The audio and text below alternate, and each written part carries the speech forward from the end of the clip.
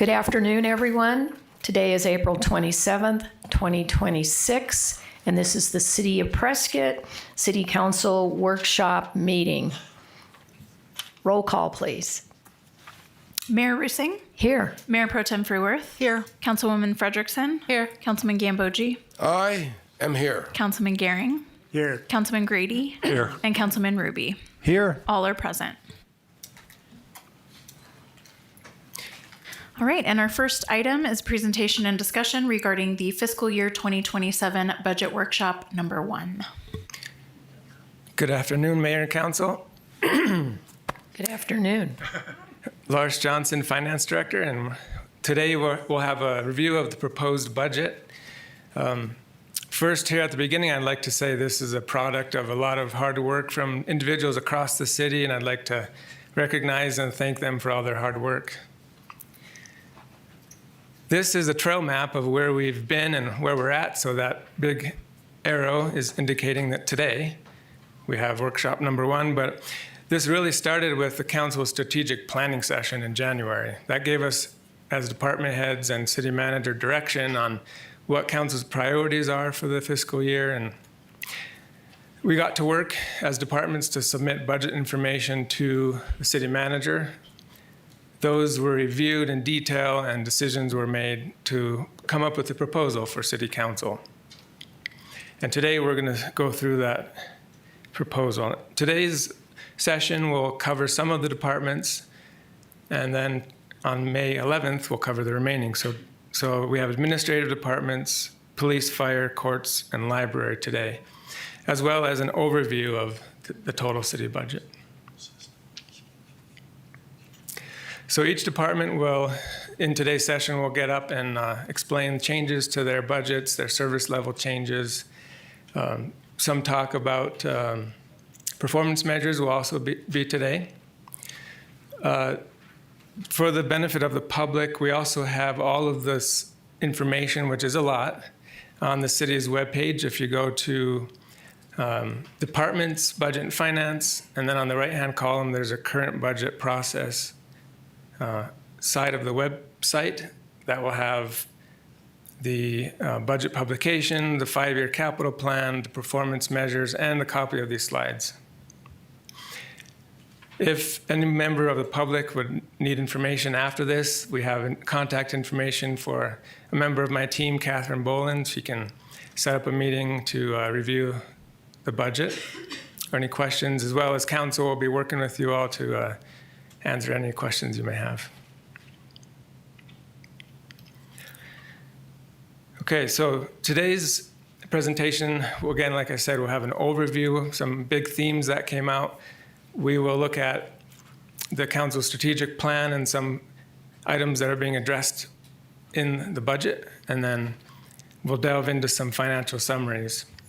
First, the balanced budget concept is that operational expenditures are covered by ongoing recurring revenue. That's what we consider balanced. In other words, the money we're bringing in are going to pay for things that happen every year. The budget's balanced this year. We have one exception, one challenge, and we brought that up at the mid-year budget update to council. That's our solid waste services and the solid waste fund. That will be requiring some additional council input, and some options will be considered at our workshop number 2. So every budget we put together starts with revenues. Like I said, we have to balance operating expenditures to our revenues. We are budgeting conservatively as we do. We are not expecting a decline, but we're budgeting conservatively and flat, I would say. So we're not expecting growth, neither decline. Now, revenues are monitored monthly. We'll keep an eye on the situation. If things change, we bring that back to council that something needs to be done to change. We can do that mid-year. We do fund our capital projects with a mix of funding sources. Some of that is with ongoing revenues. Some of that is with accumulated fund balances, which means over the years, revenue has exceeded expenses and is basically in a savings account that we can use to pay for one-time things. We also issue debt for some of our projects, and we receive grants. So we are funding our capital plan with a mix of things. It also maintains our prudent reserves that are in our policy. So the next few slides are talking about some overall things that affect all departments. We wanted to talk about this up front so that every department doesn't have to say the same thing over and over again. So one of them is employee compensation. We are continuing the plan that was put in place, first started in fiscal year 22, which used the Phoenix Metro annual CPI measure for our cost of living increase. For the next fiscal year, that would be 1.2%. That would be for employees starting on July 1st. And then we have a proposal to have up to 5% merit based on evaluations, and that happens at anniversary date for each employee, so it doesn't hit all on July 1st. Then a big impact we had this year was health insurance. We're in the Yavapai Combined Trust, and the trust is seeing escalating health costs, higher health claims, and we had to increase premiums for all the members in the trust by 19%. In the budget, we are proposing that the employer, the city, would cover the lion's share of that increase. We are implementing, though, a small cost sharing for a middle tier plan. Well, I guess it could be called the basic plan. Before that was 100% paid by the employer for the employee and dependents. Next year, we are implementing a small cost share, so employees that put dependents on that plan would have to pay a little bit every paycheck. I think that was depending on the plan, it's $20 to $25 a paycheck. This health insurance trust also is experiencing reserves depleting faster than expected. The board voted in March to have all the entities help with shoring up that reserve. The city's portion of that is $1,041,286. We are proposing that we would use excess fund balance to cover that between the two fiscal years. So starting this fiscal year 26, and then the other half would be in 27.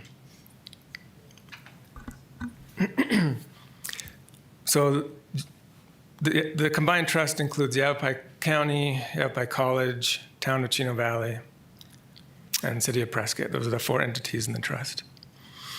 Now, the other impact is our internal cost allocation. This would impact each department. Our liability insurance is going up 13%, and our facilities maintenance up 10%. These are some themes that boiled up to the top in our budget discussions. The first one was police officer retention and recruiting was a big one for council, and I know the community at large. With a lot of vacancies there, we wanted to do something about that. Here's a list of things. I guess I won't go in detail because we'll get into the department discussions later. These were sort of the higher level items. Lois? If we have questions on the higher level items, is now when you would like us to ask them, or is this better later? I'd say let's address these as we get into each department. Okay, even the overall ones. All right. And no, if you have something that's overarching for the whole budget, then let's talk about that now. If you have something on this list, we can talk about those when we get into those budgets. Okay. So the first one is the question about the health insurance with the four members of the trust. Yep. And your recommendation is that people that are in this basic tier who have dependents assigned, is the $20 to $25 per paycheck you mentioned, is that per dependent or total deduction? It would be total for their share of the premium cost. And how does that benchmark with our same employment group that we're competing against for employees? Are others making these moves now with a 19% increase in healthcare? I think that's a great question. And Brandon, our HR director, looks like he's prepared to address that. Good afternoon, Mayor, Mayor Pro Tem, City Council, Brandon Nunez, HR Director. Yeah, when we made these financial decisions, we looked at the other members of YCT and tried to mimic some of their plans. So nothing here we're doing is foreign. I think charging employees is really a shift. We've offered so many free plans, but the reality is the cost of healthcare has skyrocketed the past 2 years. So we need to get people used to paying for insurance. That's not going to help us very much financially, but it's really just a mindset and a shift in offering a bunch of free plans and getting people used to the idea of paying. So, but it lines up with what other entities are doing.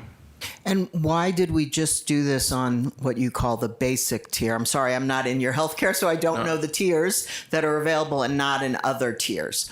Yeah, we looked at the different costs associated with each plan. So there's really 4 different plans in each tier. There's 12 different plans. And we're keeping the employee only free. We want to do that for recruiting and retention at a time when it's incredibly hard to recruit and retain employees. And again, we did that on that middle plan just because we have a lot of people on that plan. And we want to get them used to paying for insurance. So when you say that, there's a lot of people in that plan and you're going to get them used to. Are you foreseeing, if we continue to keep having these kind of healthcare increases, that we would be asking all of our employees to start thinking about that mindset? Oh yeah, this is a topic I could talk about for 3 hours, but I actually think next year we're going to start to look at different models. We'll have to explore different plan options.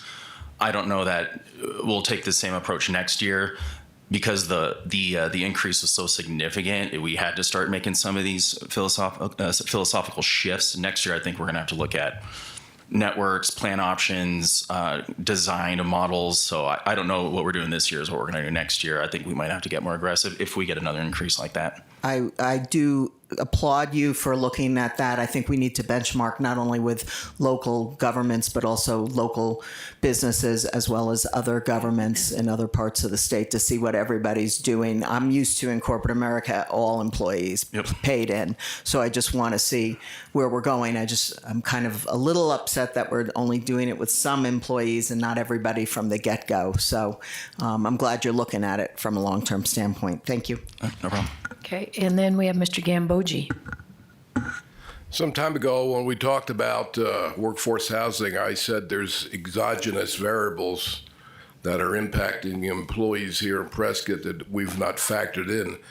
And another example of that is, you're looking at a cost of living rate of 1.2%. I think the numbers I'm hearing are somewhere between 2 and 4%, and you're seeing insurance expenses going up 19%, 13%. And on the radio this morning, they talked about Arizona is the most expensive state to live in. Real estate prices have gone up 60% in the last 5 years. Lars, what's happening? Well, I'll just say the measure that we've been using is the Phoenix Metro. You might hear in the news the U.S. average, and that is higher right now. But when this came out, I think it was 1.2 for the Phoenix Metro, which increased at a faster pace earlier on over the last 5 years than the U.S. average, and now it's cooled off a bit while the U.S. is still kind of increasing higher. The costs keep going up. We're using this measure to stay consistent over the last, since fiscal year 22, we've been using it. Costs are going up, but they're going up a whole lot more than 1.2%.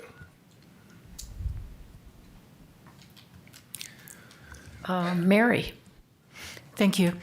Lars, you referenced the need to replenish the reserve in the combined trust and the city's share of a little over $1 million. How is that share calculated in regard to the other 3 entities? Is it on a per capita or how? Yep, exactly. So we, our trust consultant, used the covered members as the share. So employees plus the beneficiaries or the dependents that are on the plan. Thank you. Just wanted to clarify, was the the cost share between employee and employer, that's going up for all of our plans by that same amount. I think it may have been misunderstood when I said it earlier. So we have the three plans, the 80-20 share plan is called premium, the 60-40 share plan is the basic, and then the high deductible plan. So that same $20 is increased for all those three. The difference is the basic plan was 100% covered by the employer, and now that one has a cost share. The others already had cost sharing in place. So this is the change, is that now there isn't a totally free plan except if you're an employee-only coverage. If you have dependents on the plan, then you do have to pay something. Okay, continue. Okay, I'll turn it over to our city manager. Okay. So as Lars mentioned, we start our budget process with the strategic plan. And so I just want to hit a few highlights again. We'll get into the budget vision, the budget items as we go here, but just to highlight the way these align, starting just quickly with the reminder about our vision and mission. I like to use the road trip analogy here, right? Our vision is our destination. That's where we're headed. That's the best version of ourselves.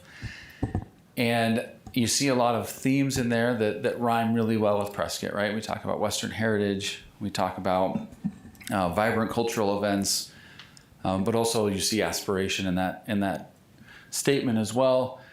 Our mission is our role in reaching the vision, right? So in the road trip analogy, we might be the distributor of snacks, or the DJ, or the driver, or a freeloader in the back seat.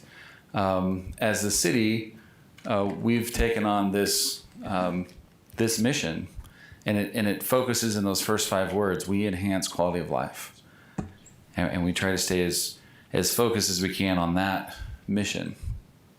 I don't have a clicker, but so you'll see some of these elements in this workshop and in the next workshop. The blue on the screen are items that we'll be addressing in this workshop, and then we'll get to the green in a couple of weeks. So jumping into priority number 1, public safety, and really starting with the staffing in the police department. Council knows we've had some challenges, both recruiting and retaining officers. And so this is an area where, per the strategic plan, we need to focus both time, effort, resources. In addition to the COLA and the CPI increase and the merit increase, there's an additional increase in this budget for our police officers, again, to help with that recruiting and retention. We currently have 19 vacant police officer positions. 12 of those came with 478. And then the budget also includes 4 additional officers per the 478. What was passed, what was promised with that. So that will mean that beginning in July, if we're not adding new folks between now and then, we would have 23 vacant officer positions. And that feels like something we need to charge after pretty hard. So again, an increase for our police officers to help with recruitment and retention. Trying some new strategies that we haven't tried before, hoping for some better results, and then some good work with finding other funding to help make this work. So we'll move a couple of our K-9 officers, so they're being funded out of our opioid funding. We'll freeze a couple of vacant positions and use the marijuana excise tax for some of this, but it will help us to move forward on recruiting the officers as stated in the strategic plan. Another item in the strategic plan has to do with emergency management and resilience. And in 478, there's a emergency manager position that we would add to this budget. Emergency management is typically a county function, and it will continue to be a county function. But this gives us an ability to focus on Prescott specifically. And our resilience, it will involve a fair amount of planning, hazard mitigation planning, response recovery planning, and also pursuit of grants that will help us to be prepared for emergencies. Lois, did you have a question? I do, thank you. Dallin, given the staffing of the police department situation, this is a sizable double over everybody else. And I just want to understand, in light of the employee survey, in light of exit interviews or whatever, how confident are you that this solution, this option you're putting forward, is going to be the option that will make an impact? So what this increase does is it will make Prescott Police Department, the new officers in our department, the highest paid officers in the state except for the Valley. So we will still be lagging behind, Scottsdale and some of those cities in the Valley. But when it comes to outside of that area, Flagstaff, Kingman, Lake Havasu, we would be the highest paid department in the state. And the interest there is not only in recruiting new officers, but also in attracting laterals to come from other departments. Now, as we've talked with some of the officers who have left recently, this still doesn't quite get us all the way there to the numbers that they're getting when they lateral out. But it gets us a lot closer, and then we hope that, or the intention is that with combining that with other efforts, we may be able to do better with retention and attraction. So other efforts include things like considering hiring bonuses as a pilot program. I don't normally like hiring bonuses, but it may be necessary to make this work. Starting up some programs together with a high school to start the kind of the longer and more sustainable term recruitment of local folks who want to become police officers someday. Even thinking about other opportunities, we'll talk later about, putting together court operations. Well, court operations includes court security, and there's likely to be interest at times between those court security officers and the police officers. And in both directions, right? It may be you get retired police officers interested in court security positions, but also people who hold court security positions for a few years and then decide, hey, I'd actually really like to be a police officer. So it's putting it all together and trying to put ourselves in a position where we can compete not only on the salary, but we're not disqualified because of the salary. And we think we do that here. So would you say you're like 80% confident or 50% confident? I would say more like 80. Okay. Yeah.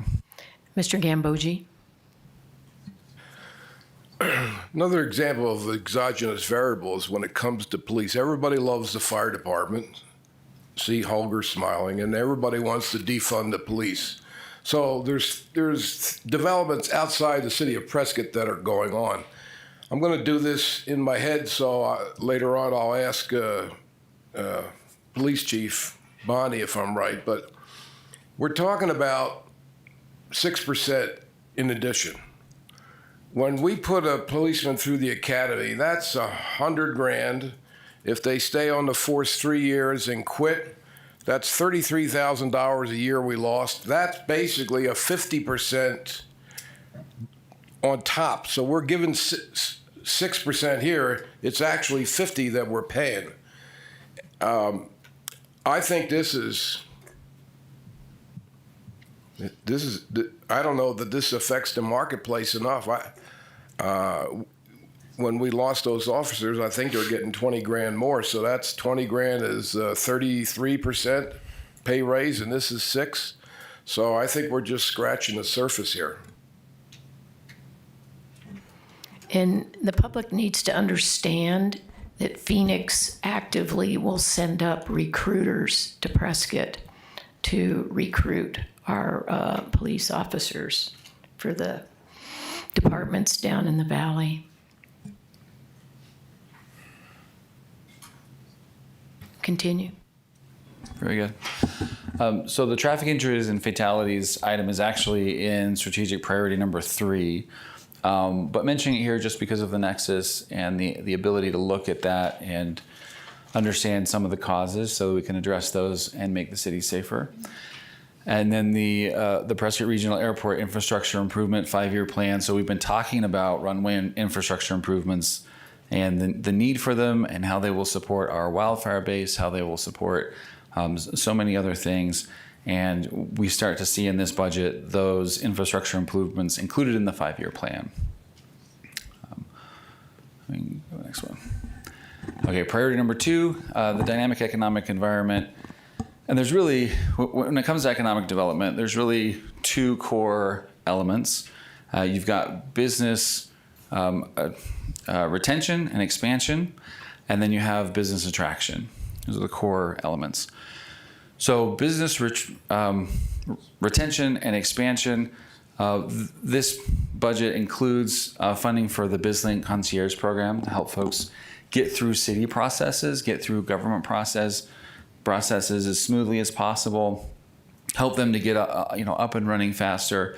And then also on the recruitment side, as we're able to bring in a new director, the ability to pursue the priority areas identified in the economic development plan, including aviation and aerospace, advanced manufacturing, technology, healthcare, these kinds of areas. So they're here, and we'll be able to pursue them as a result of the budget. Priority number 5, there may be a question. Yes. I just want to remind everyone, and for those of you who are watching online, we ran a resident survey in 2023. And in the southeast quadrant, where it's really important to the residents and we're doing a lousy job, is the entry called economy. So as we look at trying to, our budget and funding things, we need to find a way to generate revenue to pay for them. Yeah, I'll specifically mention one more thing on that slide is the retail site selection. So with some recently approved projects, we will have the square footage identified in the strategic plan. That's not a reason to stop. So retail site selection as a contracted service will connect us with retailers and help us not only with attracting new future retail development, but also with infill, right? We have a number of stores that don't have a store in them right now. And so bringing in this service allows us to get in contact with businesses that could fit into those spaces and try to fill them in so that we're using the space that we have as well as building new spaces mostly in North End Prescott. Okay, so priority 5, the last one in the plan that we'll be talking about today. And priority 5 really focuses on performance measures. So there's a number of things here that are kind of interesting and just for your information, but it really focuses on in the strategic plan the ability to, and I will pull it up actually right here. Talk about being community focused and performance driven, and again that's with dashboards and performance metrics. We talk about public information and engagement, and we see that in the budget, including a rework of our website, which will help us to reach out more effectively, and then regional cooperation and advocacy. So the dashboards are coming along within OpenGov, and I don't know, Lars, if you have the ability to click on that link. Yeah, I'll pull that up here.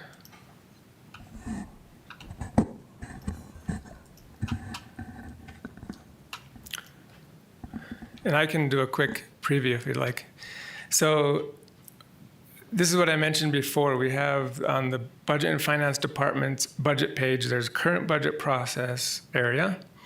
We've linked now what's called the Department Performance Measures page. So this is to satisfy that strategic plan goal, and this will be continued to be improved and developed upon. But now under departments here, you could look up a department such as community development. There will be trends of performance metrics that have been identified, such as plan review times. The measures will be described, an emphasis on what our approach is for this metrics, and then there will be a couple of years of history as long as our goal for the next year. So this is the first showcasing we're doing of this new page through OpenGov with efforts from each department to identify and improve on their metrics. And we're very excited about this.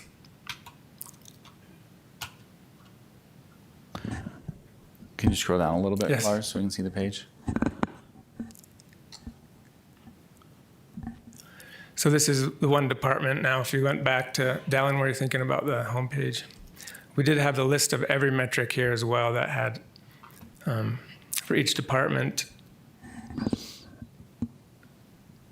This gets to be data heavy, so that's why we had the separate dedicated pages as well. Right. So being able to tell the story from input to impact, showing what's going in, what's happening as a result, what are the outcomes, and then impact is the ultimate goal. So that could be, again, in the case of community development, we're talking about turnaround times, right? From when we get an application to when they're able to put shovels in the ground. For things like public safety, we might talk about not only response time, but also our fire department's done a great job of moving forward into, well, what's life like for the survivors, right? Are we creating significant impacts for them, positive impacts for folks that we respond to, where they're having fewer medical issues after they're getting to the hospital on time, that we can mitigate heart attack impacts, we can mitigate stroke impacts, those kinds of things. So measuring across the spectrum and then being able to report that back to the community. We'll continue building on that, but the ground or the foundation is there. And then in the last section here, the next slide, we talk a little bit about the communications and outreach portion, including the we've started with state advocacy, in particular as we pursue the need for funding for airport. There's an opportunity for federal advocacy and an update to our community survey. Ted likes to quote our 2023 survey. He'll be able to quote the 2026 survey moving forward. So we're looking forward to getting that update and being able to look at the trends and understand in the perception of the public, are we doing better at things? Or are there things that we need to focus on and improve?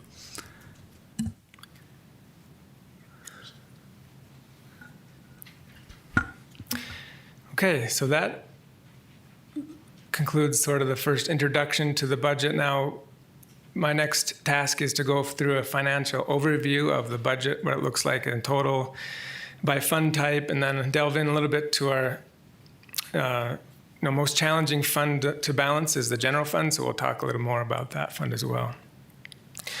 So this is the total proposed budget at $311,930,906, which is a 2.7% increase. When you look at the detail behind that, the operating budget portion is 7.1% increase, or $10.4 million. And the capital budget is a negative or decrease of 1.5%.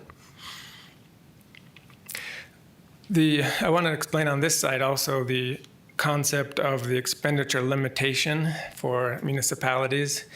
So this last August, the voters of Prescott voted to approve the Home Rule Initiative. That gives the City Council authority to set the expenditure limit for the city. So the budget that's finally adopted by City Council becomes our expenditure limit, and that number is the bottom line. So that's why we include such things as a contingency to allow some flexibility.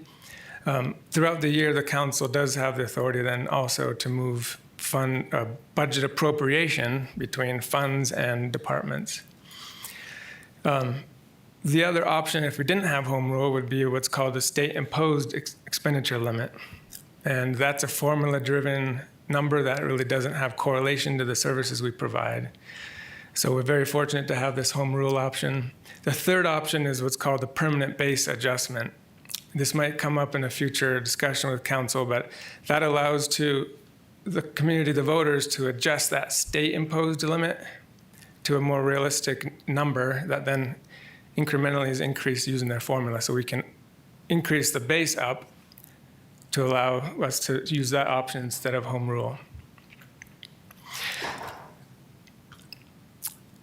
Just a quick discussion about operating budget increase here. Half of our operating budget, roughly, is personnel. So our personnel total budget is going up from 75.2 million in 26 to 80.2 million in fiscal year 27. The largest increases, of course, we just talked about earlier in this presentation with the cost of living merit increases and our health insurance. It's split about 50-50 on that. So 2 million health insurance is going up 2.1 million across the city, so the employer's portion. And then salaries and employer costs are going up the remainder. What does that equal to? Mayor. So I'm not finding it in my notes, but it's roughly 2.8 million. Excuse me, Mr. Gehring. Thank you, Mayor.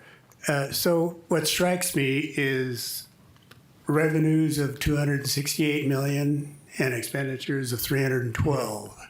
Maybe there's a quick, short explanation for that. Yes. And I'll definitely talk about that in more detail when we talk about revenues, but the revenues are what are coming through next year, as well as debt issuances or grants. The difference between those is what is fund balance, basically. So accumulated balances in our funds, projects can use that one-time nature fund balance. So we will talk about more detail about our fund balances in the next workshop as we delve into the capital plan. So I wonder if it would be more clear to show that fund balance transfer to balance the budget. Yes, that's a good point. We could show, instead of revenues, we could call it sources. Some communities do that, and then at that point you could add in the fund balance use. So here's the total budget. Now we'll talk about the revenues. As Councilmember Gehring was talking about, our revenues for next year are 267 million. I'll kind of go line by line and explain these a little bit. So tax revenue is roughly flat, as I mentioned, for our economic forecast. The only increase there was the property tax that we had proposed to increase, and once we talk about general fund, we'll delve into that in more detail. The intergovernmental is things from this other government, such as state shared revenues and operating grants. The state income tax is increasing next year. That's the largest share there that's increasing. Our charges for services is the largest category of revenue and also the largest increase here at roughly $1 million higher than the previous budget. Enterprise funds account for the majority of that at 7.2 million. So enterprise funds are services delivered to the community for a cost. And those include water, wastewater, solid waste, golf course, and airport. There's previously adopted rate increases in there in our water and wastewater funds that are mainly driving that increase.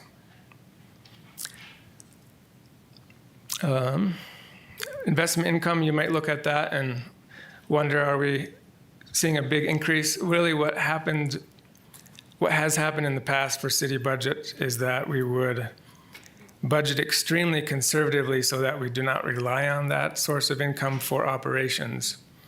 But we bring in a much more than that. In fiscal 25, it was roughly $3 million total across the city for investment income. So we're truing up our forecast, our projection for that revenue. A portion of that we're allocating towards non-operating so that we're not going to build operations around that revenue, but we can show that indeed it's expected revenue to help cover projects. Internal service. Excuse me, Mr. Yes. Patrick. Thank you. So under charges for services, the increase is 11 million. And so tell me again how that constitutes revenue. Isn't that an interdepartmental charge, or how do you describe that again? Yes. Charges for services would be external to the city, so we're charging our customers, our city customers. Mainly that's enterprise funds. We also have, as we look at the general fund in the next few slides, We do have some charges, for example, community development, when they're issuing building permits and inspections, they charge for that service. So that's a type of a charge. But like I said, it's mainly water, wastewater, and solid waste are our main drivers of that. But as you mentioned, the internal department, internal city, that's internal service line. So the last one on this category, that's charges that are from our 4 internal service funds. So our risk fund for liability insurance, our engineering fund, it's drawing a blank now. So fleet would be another one. And then lastly, facilities. So the revenue they collect shows up as a revenue.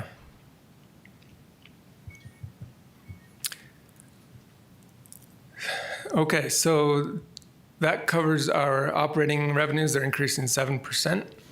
Non-operating are things such as intergovernmental grants. So these cover capital projects, and gifts and donations, investment income, and proceeds from debt. So the main category in proceeds from debt is wastewater projects. As we discussed earlier this spring, several of those projects will be funded through debt issuances and then paid for through rates over a period of time, such as 20 to 30 years. Patrick? So, describe a little bit better, since it's a significant increase, gifts and donations. So that line is under the non-operating category. We have certain projects that departments will be discussing that they've identified a gift or a donation to cover that project. So one of them is a land purchase and recreation services, and I won't steal their thunder, but there's a project that they've identified a donor to help pay for it.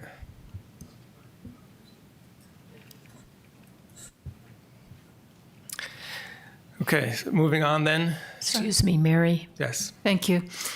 Just stepping back to the internal service revenue, I'm assuming that that's offset essentially 1-to-1 with expenditures from the departments that have to pay for those services. Correct. Thank you.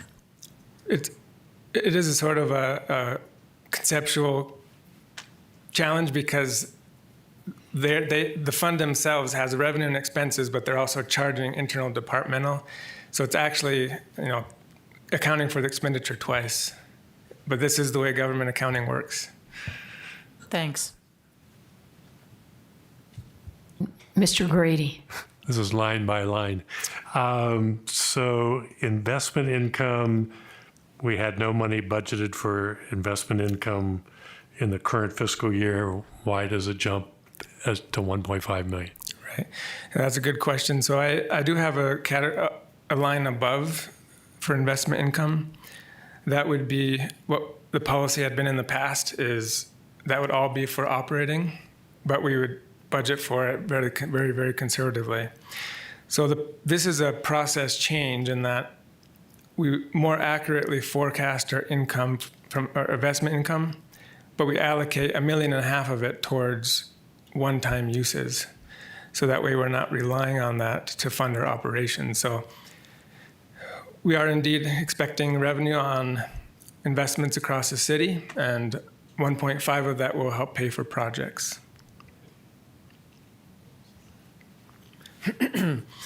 So this is revenues by fund type. As we discussed in the mid-year, we have 5 different fund types at the city: the general fund, special revenue, capital projects, enterprise, and internal service. This summarized by fund type, the change in revenues. General fund we'll address in more detail in the future, so I won't talk about that one. Special revenues is grants, streets fund, things like that. Now, capital projects is the largest increase here, and this is also truing up our actual activity that's happening. So Council adopted new impact fees for governmental services. There's police, fire, and streets. That was adopted January 1st, or went into place January 1st of 2025. So a year ago, as we were preparing the budget, we didn't know what to forecast in that revenue so well. Now with increased history, we can more accurately forecast. So that's adjusting our budget to match what's coming in for police, fire, and streets impact fees.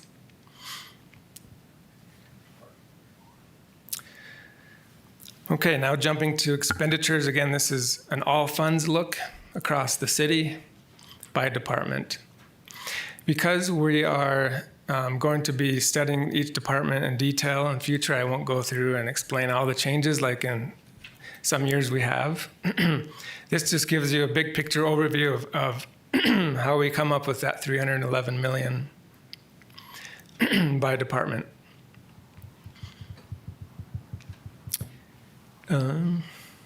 Yep, I'll skip then to our operating budget as a percent of total. You can see the largest categories for departments in the city for operating is public works, and then next police, and then fire.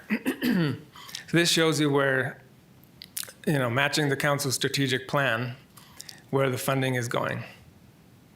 Recreation services, the fourth category, and then kind of goes down there from the to the smaller categories such as general government, community development, library, and airport. Oh, and regional communications. Now this is expenditures by fund type. So again, looking at the fund categories. We'll be talking in more detail about the general fund, so I'll skip that one, but the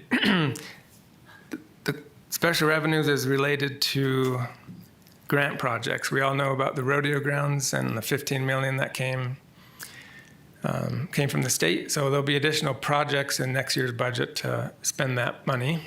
That's one of the biggest increases here under the special revenue category. And then this capital projects fund, again, is using the governmental impact fees. There's projects planned for the next year that will utilize the streets impact fee funds. All right. Now, the fun discussion about general fund.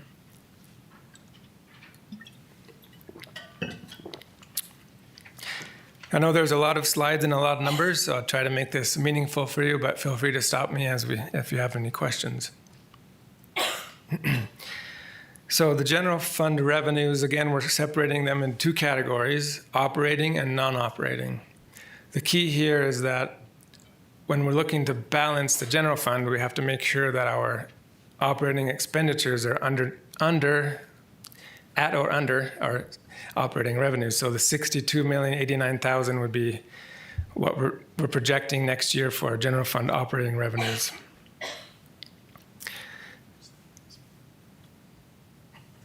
Each department has kind of a mix of funding sources in here, so as we go through their slides, you also see that. But I will talk about a few of them here. Again, tax revenues increasing only from the property tax levy. The sales tax is expected to be flat. Intergovernmental. Lars, before Yes. we go on, could you explain to the public, break down our sales tax, 9.3%, 5.6% goes straight to the state, Yes. 0.75% goes to the county, and how little we get to keep. Certainly. So up on the slide, I have the breakdown. The 5.6% is the state's portion of the 9.3, and then there's a 0.75 county portion, and then the cities is 2.95. You also see how that compares to our neighboring municipalities of Chino Valley at 10.35 and Prescott Valley at 9.18. There's a key distinction is that the city of Prescott funds fire and EMS services with our rate, but the other communities don't. They have a separate funding source for their fire districts. I added this slide. The mayor had requested some information about what does that look like in numbers for that 5%. So I put 5% on the slide because 0.6 of it is dedicated to education only, so the state doesn't use that. The 5% generates, for example, in fiscal year 25, 123 million of activity, taxable activity in the city. The state uses that to fund their state government, and which also, of course, provides services to residents through the state. But the shared portion that we get back from that is 7.2 million, which is 5.9% in fiscal year 25.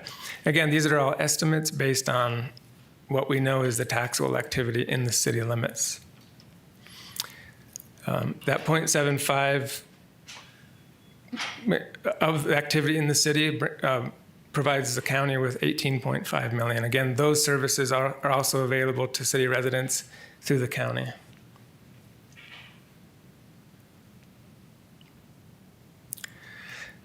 So that was the detail on the sales tax.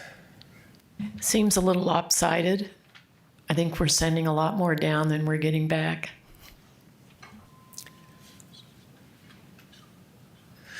And jumping back to the other revenue categories, intergovernmental is, again, as I mentioned, increasing from the income tax share. The county library district levy is also increasing in the budget slightly because of what we know as the current amount was higher than we did a year ago. But we're not projecting an increase at this point. We're keeping it the same as they provided us this year. So because last year we didn't know what they were giving us, we put in 350,000, and I think now it's at 460, roughly. The library will talk about it when they get up. Okay, then charges for services. We mentioned that there are some charges for services in the general fund.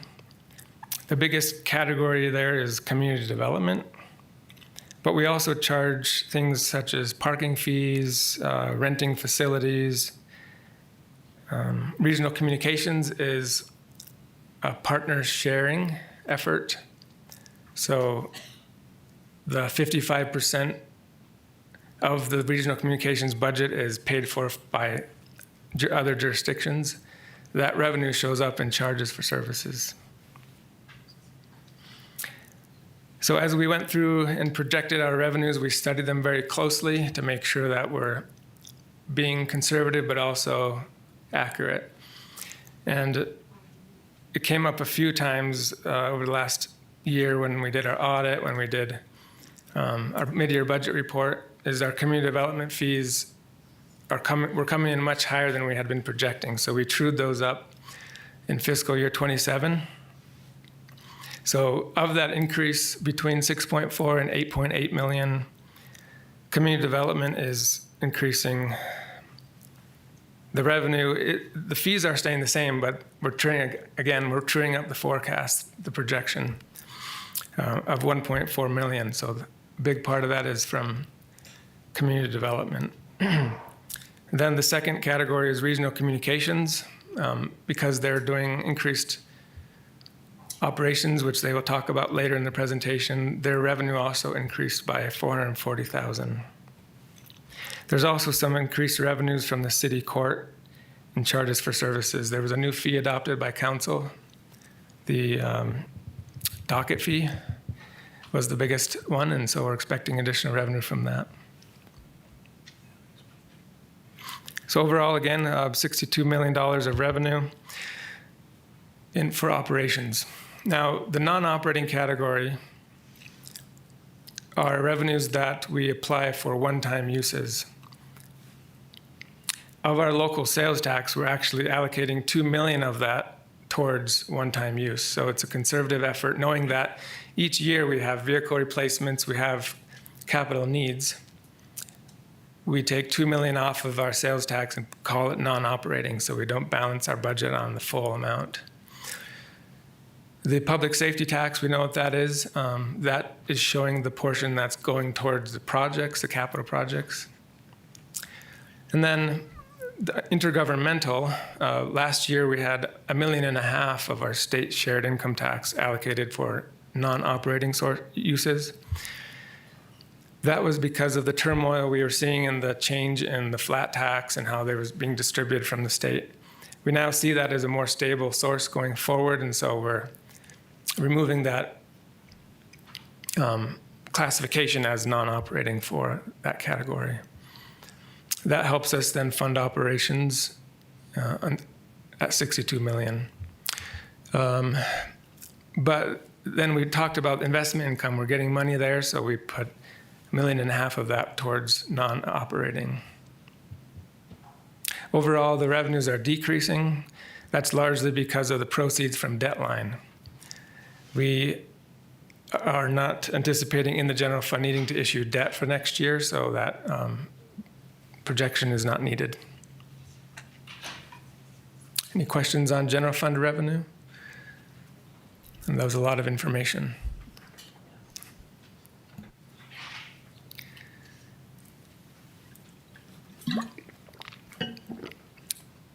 This is a pie chart of the total operating revenue. Most of it is non-transactional in nature, so general taxation through intergovernmental distributions or tax revenue, which equate to the majority of the revenue. And then we have 14.2% as charges for services. This it is the taxable activity year to date through February. So as we were talking about sales tax and what we're budgeting and forecasting for next year, through February activity, so that's activity in the business reported and paid in March, we had a decline of 0.76%. But we all know about the residential rental impact. So the state eliminated that tax classification for municipalities. That decreased that category significantly. You'll see it's down 40% roughly in rentals. If we take that out, our taxable activity is actually increasing by 3.28% year to date. So that's looking pretty decent. Again, we budgeted flat. We're seeing some slight increase, so I think we're sufficiently conservative there. We covered these two slides, so I'll skip through that and jump to our state shared revenue for the general fund, and there's also a HERF tax on the slide. So this is what we've received from the League of Arizona Cities and Towns as our estimate from the state shared portion. Overall, it would be going up about $700,000. On a per resident basis, using the most recent census estimate of 48,000 people, 48,224 in the city, that's $435 per resident we get from that category. And then using a per home measure of about 1.97, that gives you a per household distribution of $856 in the general fund. We also get HERF tax distribution that goes to the street fund to help pay for street operations.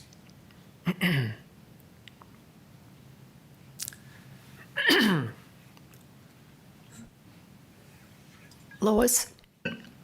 Question, Lars, on the HERF.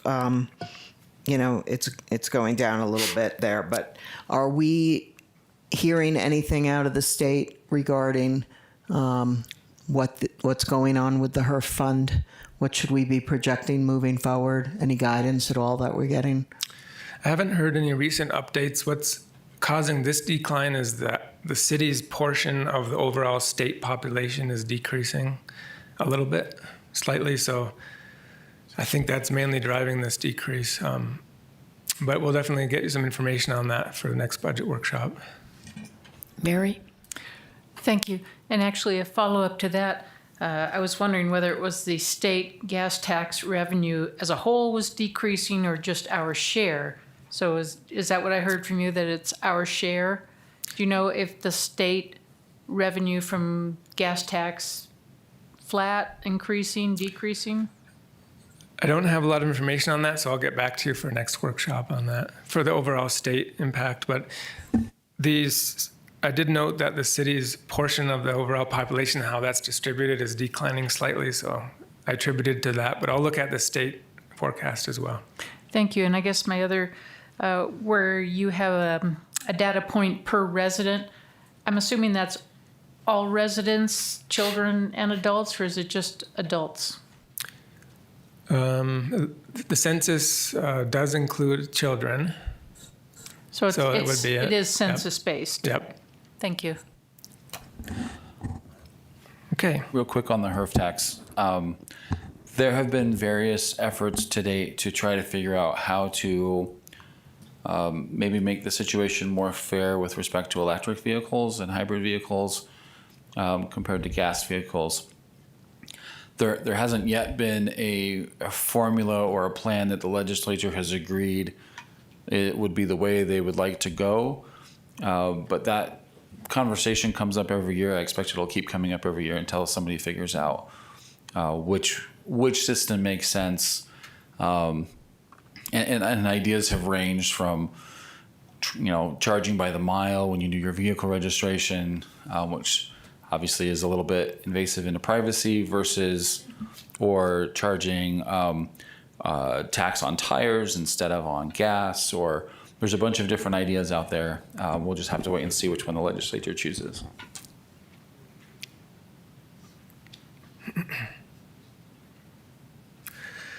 Okay, a little bit about the property tax levy. This is, even though it's a small portion of the general fund revenue, it's still an important tax category. Overall, it's 4% of the general fund operating revenue. But as we received direction from council at the mid-year budget workshop, we will be taking the necessary steps to increase the levy to the 2.492 million, which is the maximum allowed for the city. The maximum is, excuse me, I'm losing my voice here. The maximum goes up 2% a year as a cap, but also you can tax new property that comes on the roll. So new construction is also considered. So this would be the maximum. The rate would increase from 0.2329 per 100 assessed value to 0.2374. So what that looks like, I did calculations based on a $500,000 limited property value house. So it's not the cash value, it's a limited property value that the tax rate is applied towards. So the bill would increase, the city's portion would increase from $116 to $119 on that value.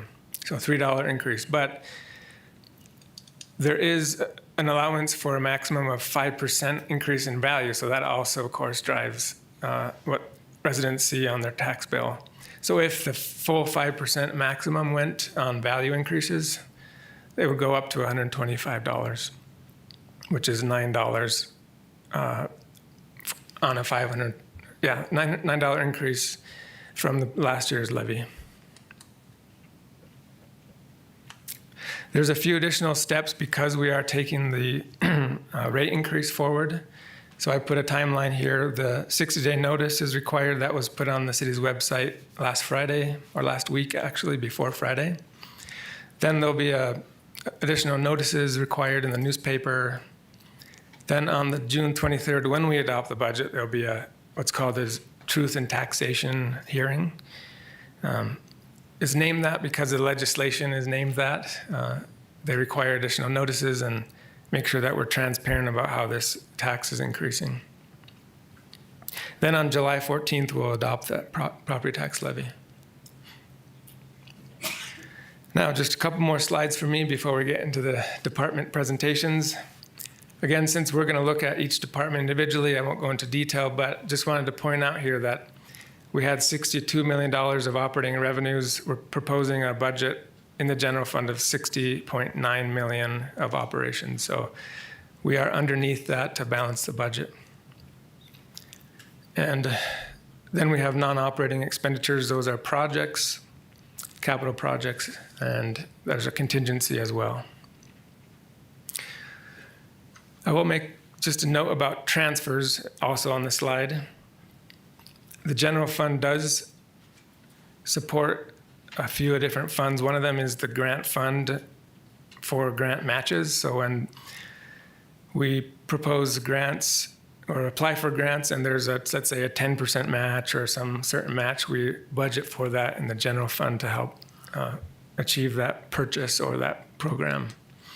Also in here is transfers to the airport fund to help offset their operating costs in the operating category. And the non-operating transfers are for capital purchases, mainly grant matches in the airport fund.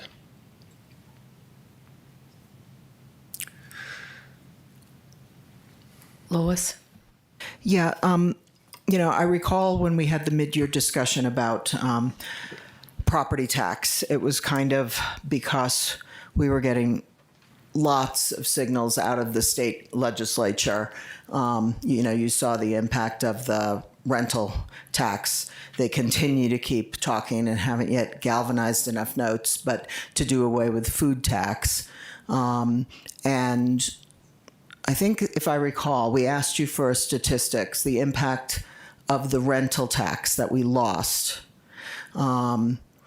It was with taking 2% property taxes, 2% in property tax increases, it would take us 43 years to make up what we lost overnight. Right.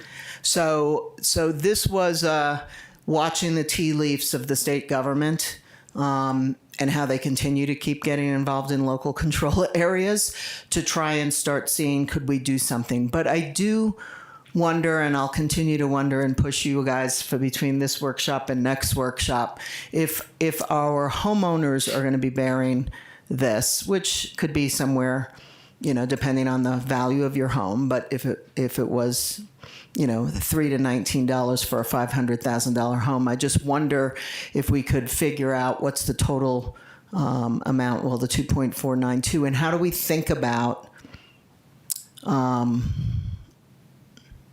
trying to find some cost savings or wins for the taxpayers that we could not have all of that hit them. Mm-hmm. Again, we're doing it. We already took the hit on rental tax, and that hurt a lot. But we've, in essence, right-sized to deal with that. And I just wonder, I still will go out and sell this property tax, but it would be a lot easier to explain to the public if we could figure out how else we find some wins for homeowners. Mm-hmm. So just a thought. Right. We'll think about that and get back to you. And also, this is an option for council. You can see that our revenues will. It's an important mix of how we fund services, but it's still an option for you whether or not to go forward with this levy increase.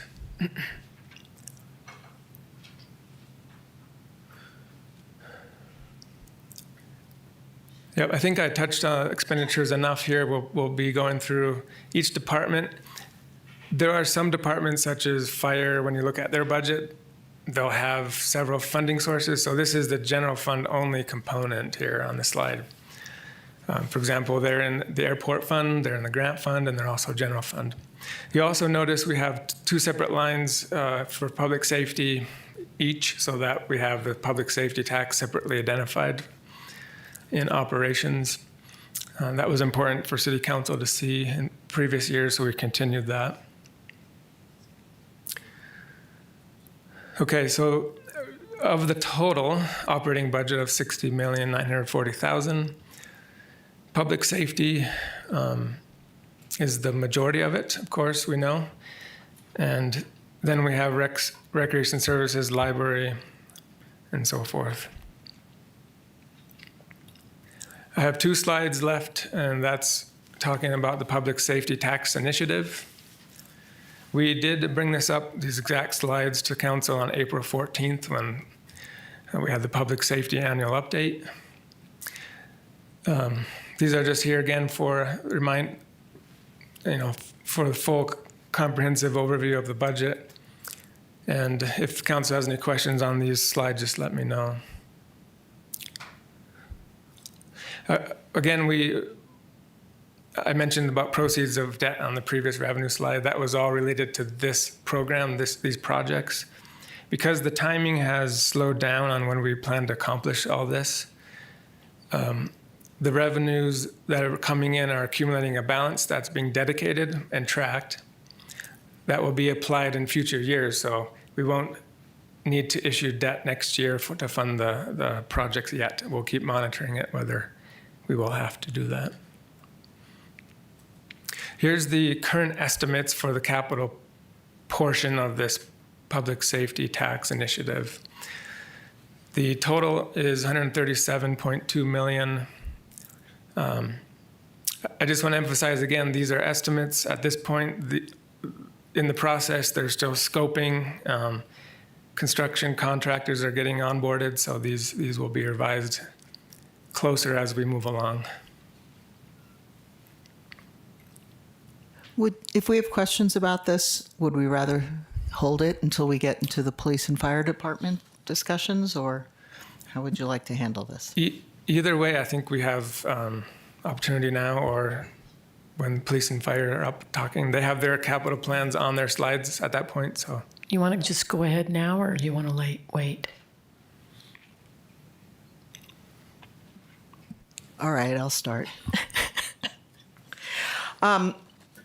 So again, I always carry around with me the pitch that we gave to the voters in 2024. And we touched on this briefly, but I didn't want to get into this when we were doing the public safety review study session at the last meeting. But, I get the point that the funds are coming in faster, but I'm also seeing us slipping on the original plan of the fiscal years that these projects are now going into. And so because we're slipping and we're sliding, yes, it's a good thing we don't have to borrow short-term debt, but it also could potentially impact with inflation the costs of these projects. And so I'm starting to see some of that creeping into your latest projections. If I compare, I'll just pick one from police and one for fire. Originally we were talking the property evidence substation facility was going to be 37.2 million. Now we're showing 48 million. That's significant. If I take a look at the for fire, if I take a look at the new stations, the brand new 2 new stations, those were originally forecasted to be a total of one was 13.3 and the other was 11 because one of them was bearing the design costs, if I remember.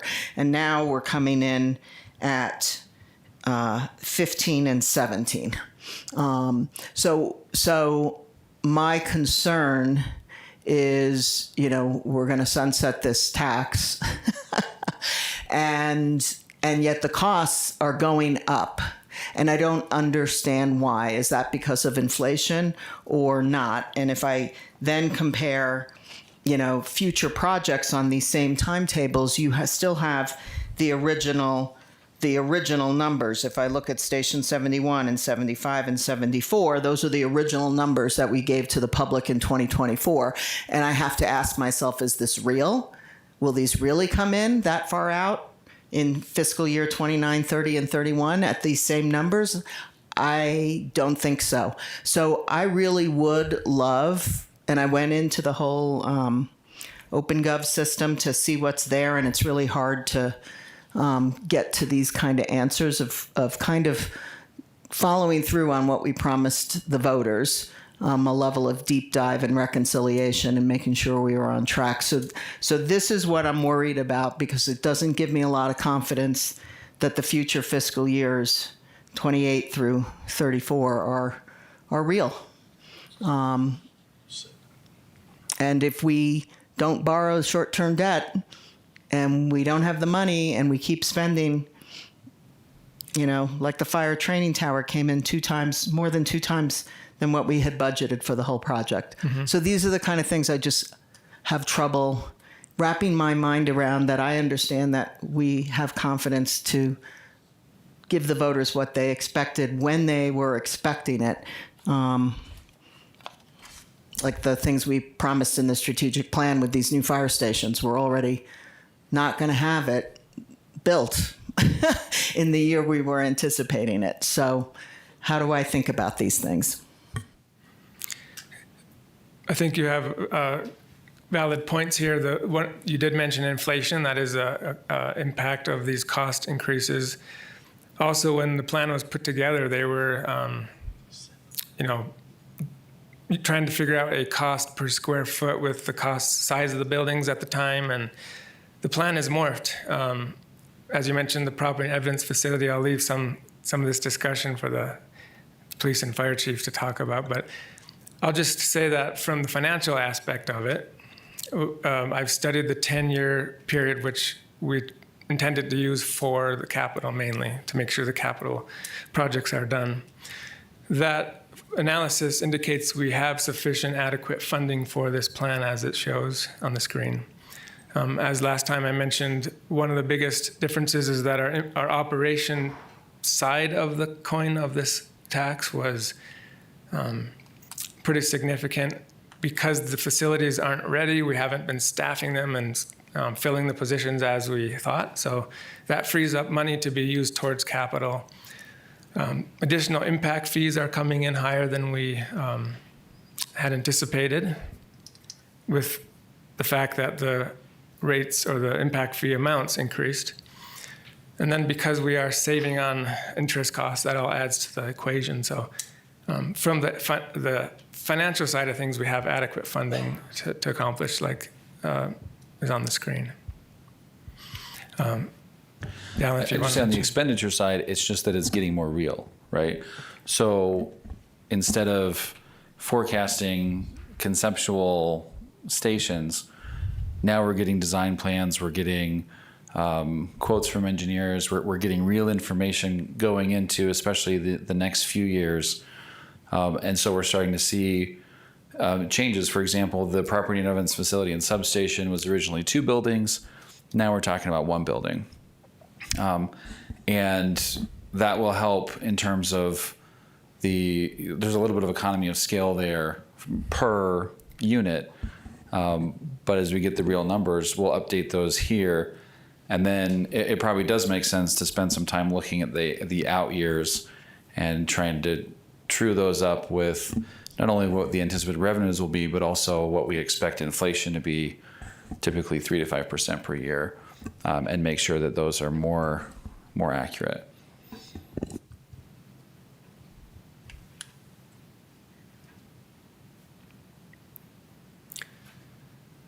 Okay.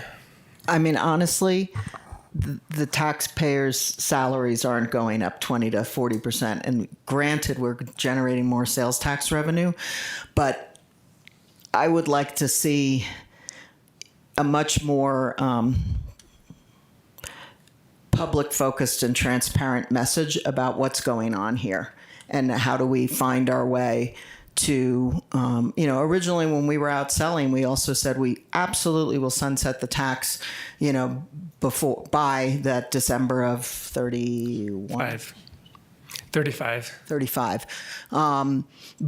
But if we could sunset it sooner, we will. And if our projects are going up 25 to double the estimate of the line item, I'm worried. And even though you're telling me don't be worried, I can't reconcile what I'm seeing with these reports versus what you might know that you're not worried. So that's my concern right now, and I just want to make sure that we're being fully transparent with the public based on what we all sold and we all committed to them, that we were going to do these things and have the buildings. I mean, we've gotten emails from people. They're like, when's the new building going up? I can't wait to see it. And I don't want to write to them and say it's going to be at least another year versus what we told you. So these are things that are concerning, and I need help through this budget process.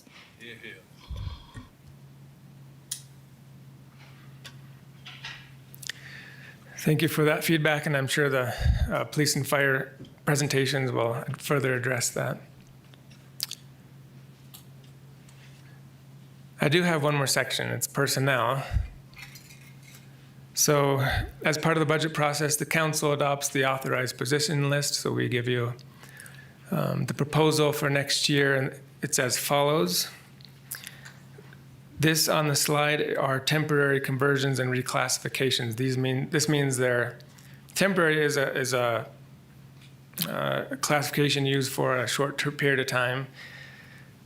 We've had some positions that have been filled for several years and are not officially on the roster, so there's been an effort to bring some of those forward to add to the roster. A reclassification means it's taking a position that exists and then renaming, reclassifying that position. So with one in finance, one conversion from temporary, there's 2 in dispatch or regional communications. Those are reclasses from public safety telecommunicator, which are vacant positions. And then at the airport, we have 3 temporary conversions, and then we've eliminated 1 positions in facilities. The total new positions, so these are totally new per se. There's 6 of them at the city court, and they will be talking about that in their presentation. There's 1 for recreation services, trails and natural parklands technician, 1 in transportation superintendent, public works streets funding, and then the public safety tax initiative programmed increases in personnel are also on the screen there. There's 4 police officers being added and the emergency manager, which was addressed. And how this compares as a trend, here's a 20-year full-time equivalent, or the authorized position list equivalents. You can see the increase from 08 to 27. The total increase during that period of time is 9%. I like to track this as a FTE per 1,000 in population in the city. So if you look at what the population was in 2008, it was 40,041 people. So that gives, let's see, where's my mouse? 14.4 FTEs per 1,000 population in 2008.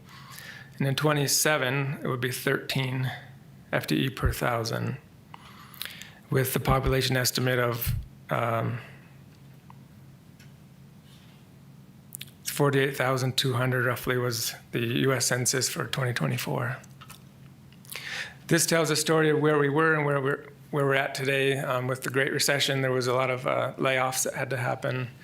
It's slowly been increasing, and this next slide will indicate which departments those positions were added to mainly.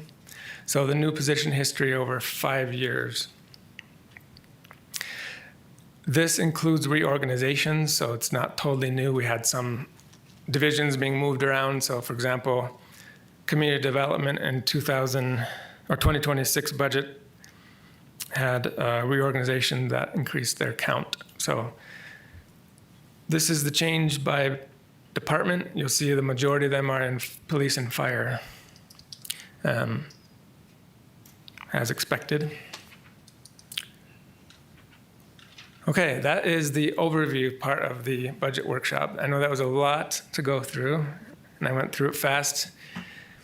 If there's any questions now or later, just let us know, and we can address them at the next budget workshop. Any questions from City Council? Okay, thank you very much, Lars. Thank you. So now we jump into the department presentations, and I still stand in front of you because now I put on my finance director hat as the... Should have given you that. I should have.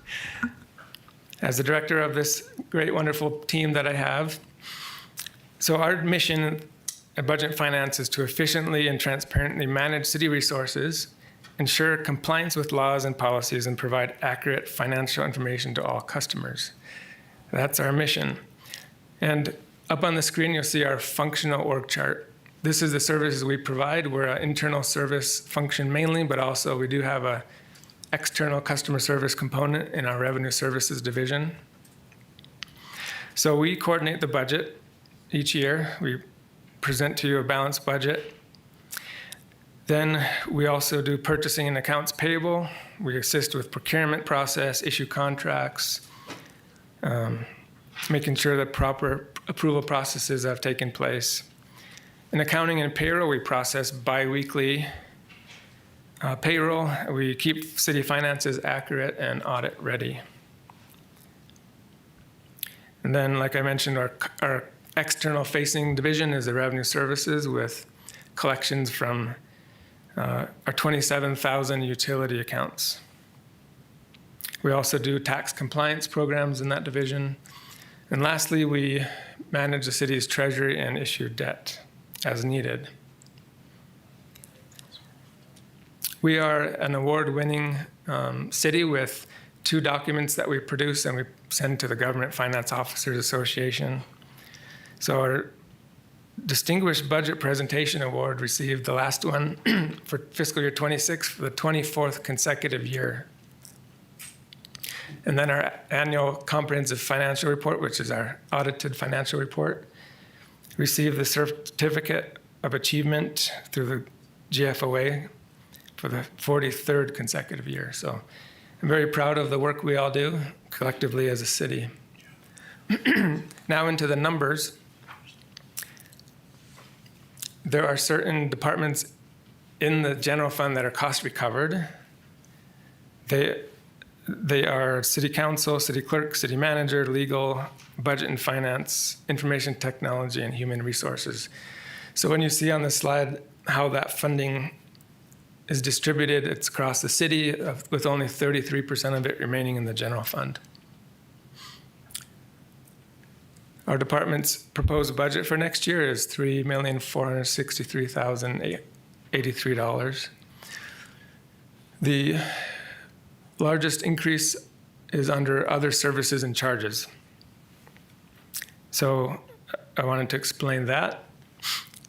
We are adjusting, or council approved adding the operating component of OpenGov. So we're adjusting our budget to pay for that contract. So OpenGov software is the largest increase at about $80,000. The other component is our audit is paid for out of this budget. That's going up $10,000 next year with our external audit firm.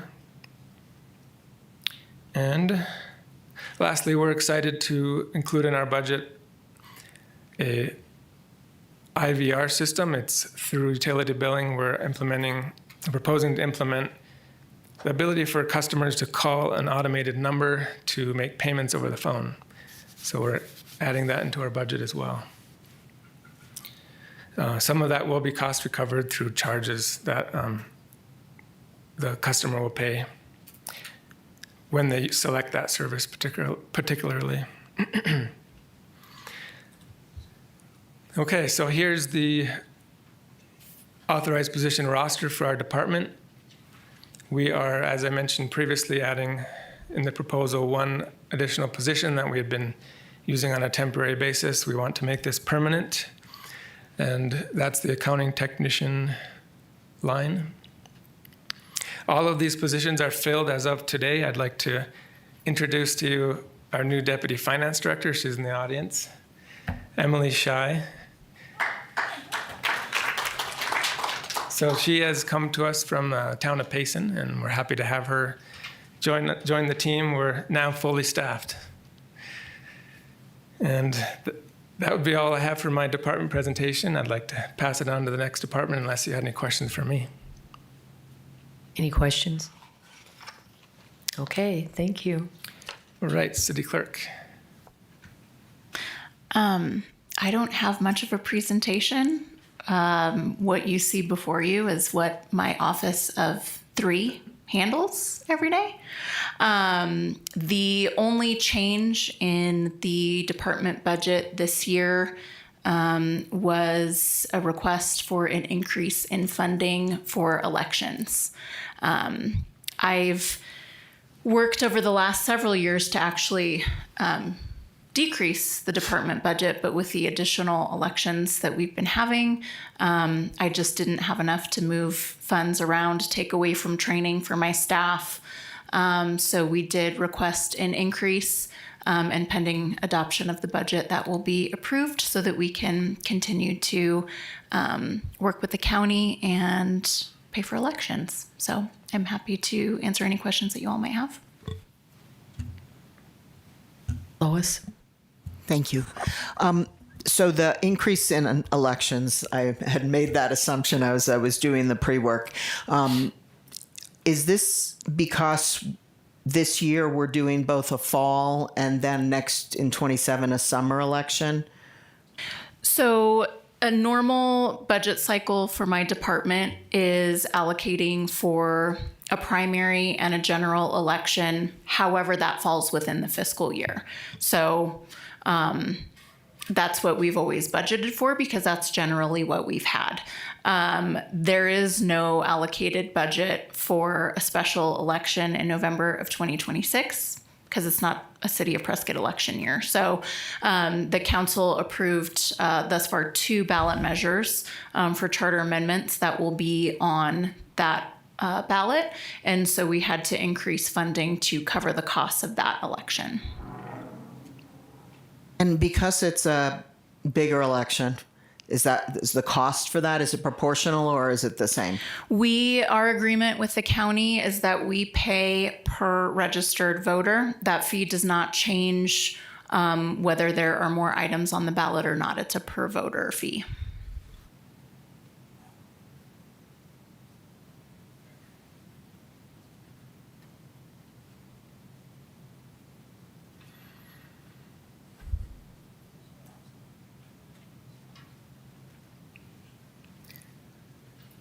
Lois, do you have more questions? Ted? Have you or do you intend to hire any more people? I've not put in any requests for additional positions. This is We the are, same staff? it's the same. I decreased our staff about 4 years ago. We used to have 5 people in the city clerk department. And I felt that was an exorbitant amount of staff for the workload that we had. I have a tremendous staff and I'm very proud of the work that we do every day. We're very busy, but I would rather spend portions of my budget on continuing education and training opportunities for myself and the staff that I have, and on expenses that serve our community because we're able to balance our workload. In the future, if our records request numbers continue to go up the way they are, I might need at least a part-time position, but I'm not requesting that this budget cycle. You do have great staff, and the only reason I ask that is if my calculation's right, that's a pay increase of 6.7%, and the police are going to come up and ask for 6.2. So I go back to my point, you're not asking for enough.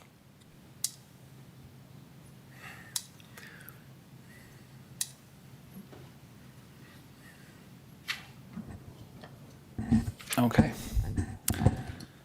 So moving into city manager budget, 2 different functions here, administrative and communications. If we can go to the budget, Lars. Yep. Very good. So a couple of things to note here. One is the change in staffing over time as we've added the communications position that wasn't previously in the city manager's office. And then in the other services and charges. So we've been doing some advocacy work and lobbying work at the state level over the last year. Well, even before that, but really gotten serious with State 48 over the last year or so. As we look to the future and the potential need for federal advocacy, and trying to split that cost between the city manager budget and the city council budget. We moved the state advocacy from the council budget to the manager's budget and put the federal advocacy in the council budget. Now those could go in either place. It's just an attempt to share that cost between those budgets. And that's the primary sort of change here. And then there's just couple other things to note. One is money for improved communications, including updating the website, which I think is important, and then the renewed survey is here as well, so we can do that community survey again. So happy to answer any questions on that budget. Shagan Boji. Your salary, if you go back, salaries went down. How do you explain that?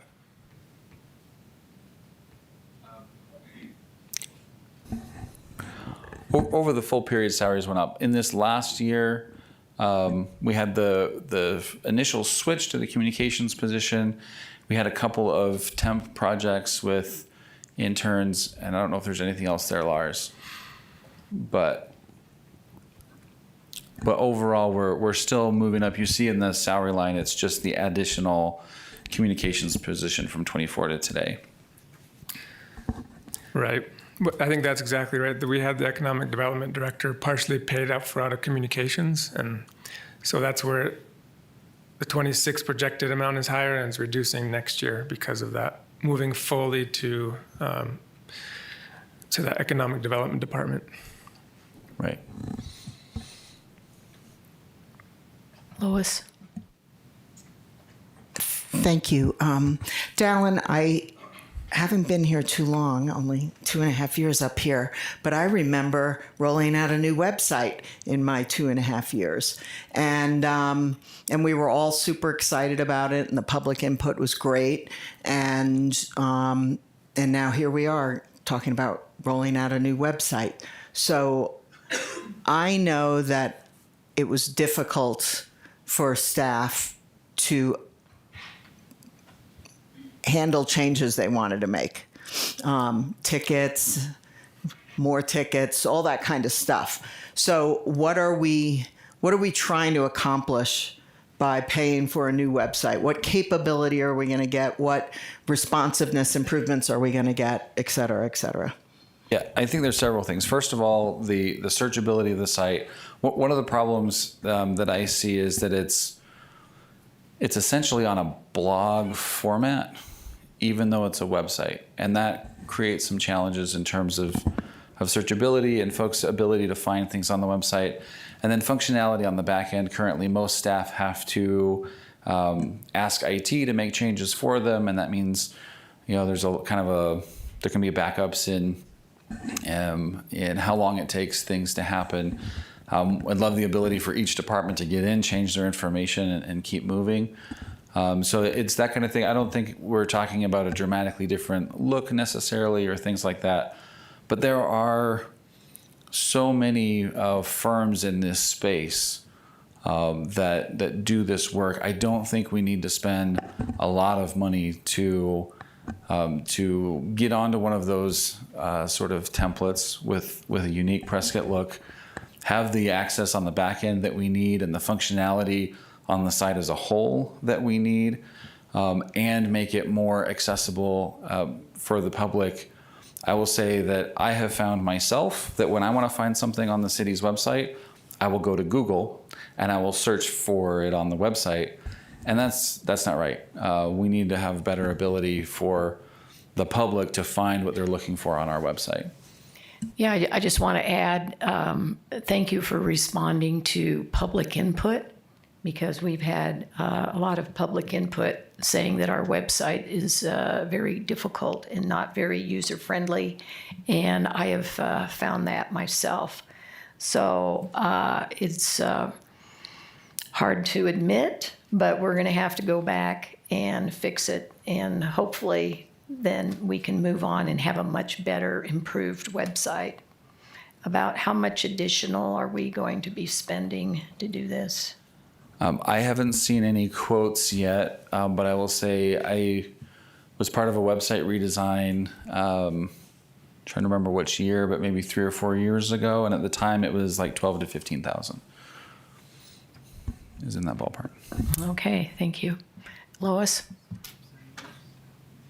Dallin, another question on communications and being able to get our messaging out to the public. Is the communications budget that we pay for to run commercials or ads, is that in your budget? Is that where it's sitting now, or is that somewhere else?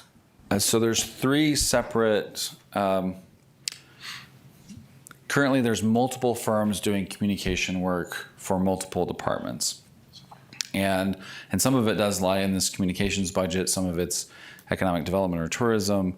And one of the things that is interesting is exploring the idea of just using the same firm to do communications and help us with marketing even though it's serving different different departments. But yeah, some of that is in the communications budget. Because one of the things I would like to consider as, I don't know, a new council policy or something in this space is that if we are spending money, newspaper ads, radio ads, etc., that we spend money with outlets that also give us a chance to give our message. Right now, we're advertising in formats that literally won't invite us to come on, won't give us a show, won't allow us to correct the record. And even when we ask, it has not happened. And so that's one of the things, I would like to think about and work on a policy that if we're going to sign a contract for advertising, we should be able to, elected officials, staff, et cetera, we should be able to go on the outlet and tell our side of the story or to refute mistruths that are being shared. What would you think about that? And Called equal time. equal time, whatever you want to call it. Yeah. What would you think about pursuing a policy in that regard? I think from a business perspective, it makes a lot of sense. There are cases where state law requires ads in certain places. For example, public notices have to go in the newspaper. And I don't know if Joe has any other thoughts about that, but certainly the city can decide where it advertises. And obviously, when we're looking at where we advertise, one of the most important things we try to focus on is like, what's the actual reach, and what data do we have about the reach of an entity? But certainly, another criteria might be our ability to share our message, or the I guess the general relationship or attitude toward the city. I like the carrot and stick approach. We have a contract, we're paying you X amount of money for advertising, and then it kind of becomes neutralized by the content of the station. So we're just basically wasting our money, and we should be able to say, okay, we're just going to terminate that contract and reward stations that let us get our message out and give them the advertising or whatever forms of media are out there, because we seem to be shooting ourselves in the foot as it is now. Sure. Okay. Patrick? Yeah, I'm still having a little problem. So what fully accounts for the increase from 234,794 to 375,000? Right. The majority of that is the additional lobbying contract. And I guess I thought one of the lobbying pieces was being put in the city council budget. Yeah. So the federal contract is in the city council budget. The state lobbying contract we put into this budget. And that's, I forget if it's 100 or 110. It's right in that ballpark. That's the majority of that. And then the rest is the website and the other things.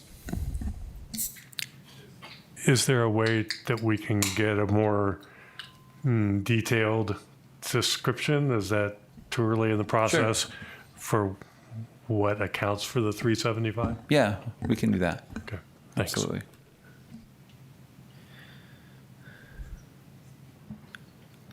Okay. So looking at the city council budget, again, the main issue here is the addition of the federal contract on the lobbying, and then on the salaries, the executive assistant that serves the mayor and council was previously paid with from multiple departments, and here it is moved entirely into the city council budget. And those are the only changes here.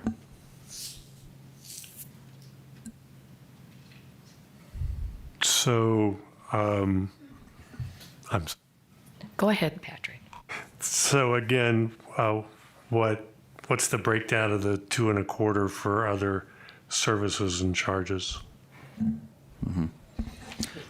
Yeah, and we can break that down. The majority, about 135 of that, is the federal lobbying contract budget.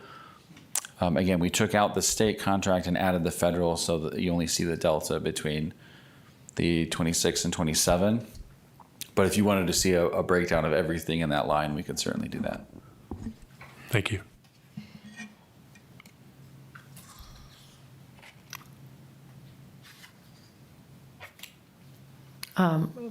Can we go back, Dalen? I just wanted to make the point that we are going to get our own full-time dedicated executive assistant. And I think that's been long overdue. So I just want to say thank you very much. That's someone, we need someone full-time dedicated to help us with our appointments, get us where we need to be, and carry on other activities to make us more, shall I say, competent, useful, and able to carry out the voters' wishes. So thank you. That's one of our expenses. Okay, very good. We've heard that and are responsive here in the budget.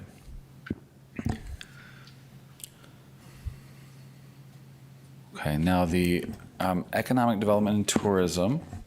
Again, a few things here that are exciting. Again, as I mentioned before, the core elements of economic development are the business retention expansion, which is helping our current businesses succeed, and that is the area where we're most likely to see economic improvement, economic growth. And then there's the attraction. And then in Prescott, we also spend a lot of time focusing on our tourism because of how important that is to us. So a few things here. I mean, this is just kind of a list of services, but if we look at the budget, we've got the focus now full-time economic development director. Last year, we added the economic development manager. So you see that here. There we go. This is helpful. And then we have our tourism manager and our tourism coordinator. The administrative specialist was a portion of the position in the city council's office. So we've moved that into the council's office full time. And then there were some temporary position that we're able to move into some actual programmatic funds. So we'll look at all of those here really quick. Back to sort of the main budget. And again, most of this is pretty static, not a lot of new, but new in the sense of initiatives. So for example, the retail locating that we talked about earlier, and the ability to try to get some help both with infill, and especially with infill, and with new development of retail, mostly in North Prescott. Another major, I think, effort coming out of economic development is the BizLink program, this ability to reach out and offer a hand to existing businesses, helping them to get through city processes, and really just trying to hear from them and help them be successful with the businesses they're trying to run. A great service and an effort from our economic development team. The next slide here is very small. We're sorry about that. This is the transient occupancy tax. You may see it better behind you than you see it in front of you. And a lot the same here, but let me touch on a few things. So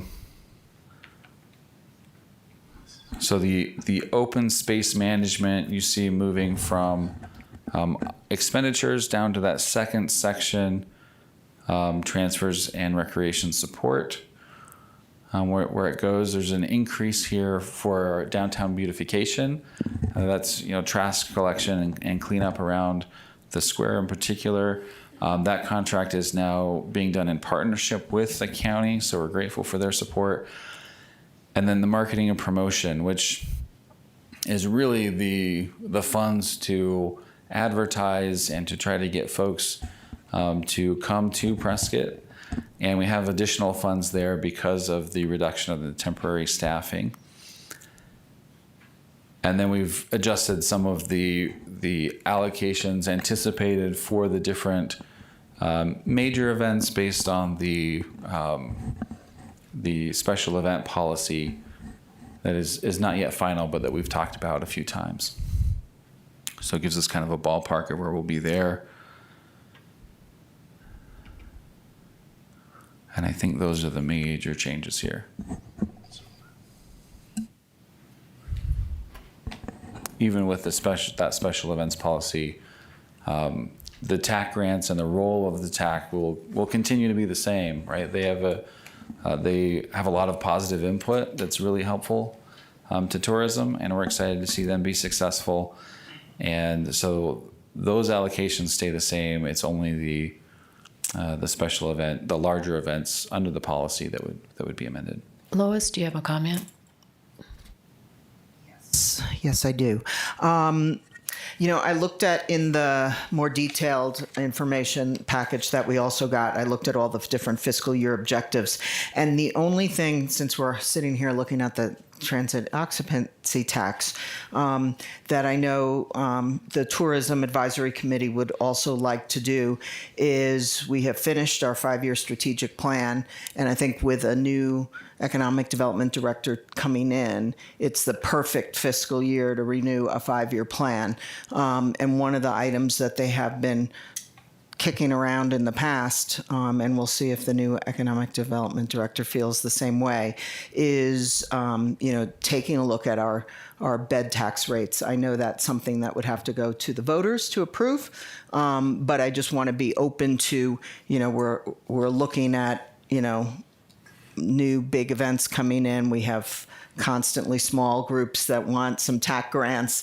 And so, we're cutting in this year, I'm seeing in the proposed budget, you're cutting the ending fund balance down to $355,000. And if we were to have another economic downturn like we saw in 08 through 10, we wouldn't have the money to be able to live up to expectations. So I just want to plant that seed out there to add that to the objectives, as we do need to have TAC and the department work together to renew our 5-year strategic plan. Yeah, I think that's great. And on the tax rate, the legislature has continued to talk each year about business improvement district or tourism improvement district possibilities in municipalities. That's a really interesting possibility because instead of a voter approval, it would be basically hotelier approval. So those who are collecting the tax would be the ones approving it. And then they would choose the amount and have some ability to fluctuate it. But that comes back into this tourism fund and into advocating for and advertising for traffic for their businesses, right? So and amenities for their businesses. So it's a really interesting possibility. But either way, the opportunity to look at revenue source and strategic plan moving forward is a great idea.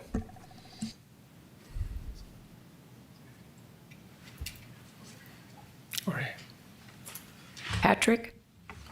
Yes, thank you. So the tourism office itself at admin at 600,000. So how many personnel? The tourism manager and tourism coordinator? Yeah, 2 personnel. And what else is in that line, Lars? There's supplies and services as well in there. It's not all personnel, but we could get that breakdown for you. Thank you.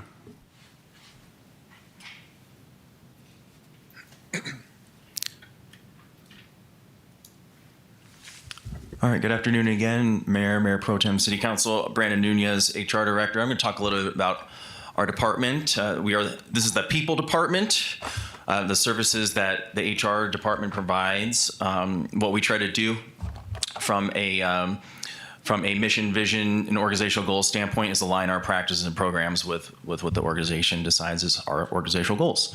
So some of the things that we do, we do talent acquisition, learning and development, falls in HR, employee relations, performance management, total comp, rewards and recognition, HR technology, HR compliance, employee communications, and HR administration. In terms of the budget, we primarily fall under the general fund. If you want to go to the next slide here. So the changes upcoming next year, you can see budget to budget, a little bit of increases in our salaries. Our supplies remain the same. Internal charges remain approximately the same. The other service and charge that we're looking for that would be an increase is a classification and compensation study. We're budgeting that for $150,000. There's multiple reasons why we believe we're due for a class and comp study. So when you're speaking to the public or your constituents, I'll tell you why right now. So the first reason is our current class and comp system was implemented on July 1st of 2021. The data collected during the pandemic. So that data is now 6 years old. A lot has changed in the employment market and the classification and compensation world since the pandemic, as you could imagine. The typical life cycle for a class and comp system is about 5 years. So if we wait another year, we're going to be very aged out. So that's the first reason I would ask that we need a new study. The second is to be regionally competitive. Currently, our class and comp system is the oldest in the region. Our neighboring town will be implementing a new class and comp study after this budget year. They're currently doing their study right now. Same thing with the county. I believe their class and comp systems from 2023. So right now we have the oldest system in the region. There's also internal practices that are signals for us that it's time for a study. One would be the demand for reclasses. We get a lot of reclass requests throughout the year through HR budget in the city manager's office. That's usually an indicator that we've had people in a system for a very long amount of time, which is a great thing. We love that. We love that we can hire people and develop them and nourish them.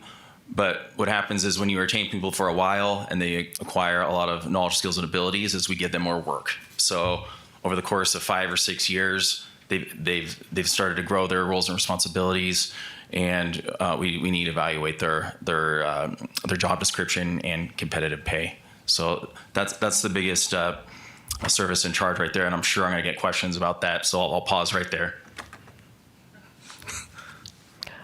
Patrick? Mary? Okay. Well, I guess we're fine. Jim? Okay. Cool. All right. In terms of positions, there's 7 of us. We have a director, manager, 2 senior level positions, 2 HR business partners, and an HR support specialist.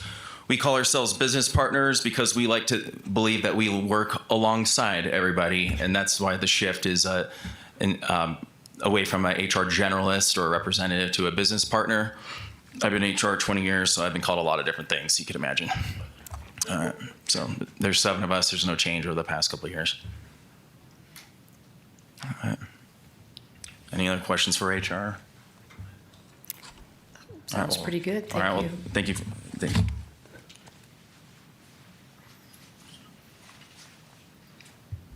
you. Good afternoon, Mayor, Mayor Pro Tem, Council. I'm Nate Keegan, the IT Director.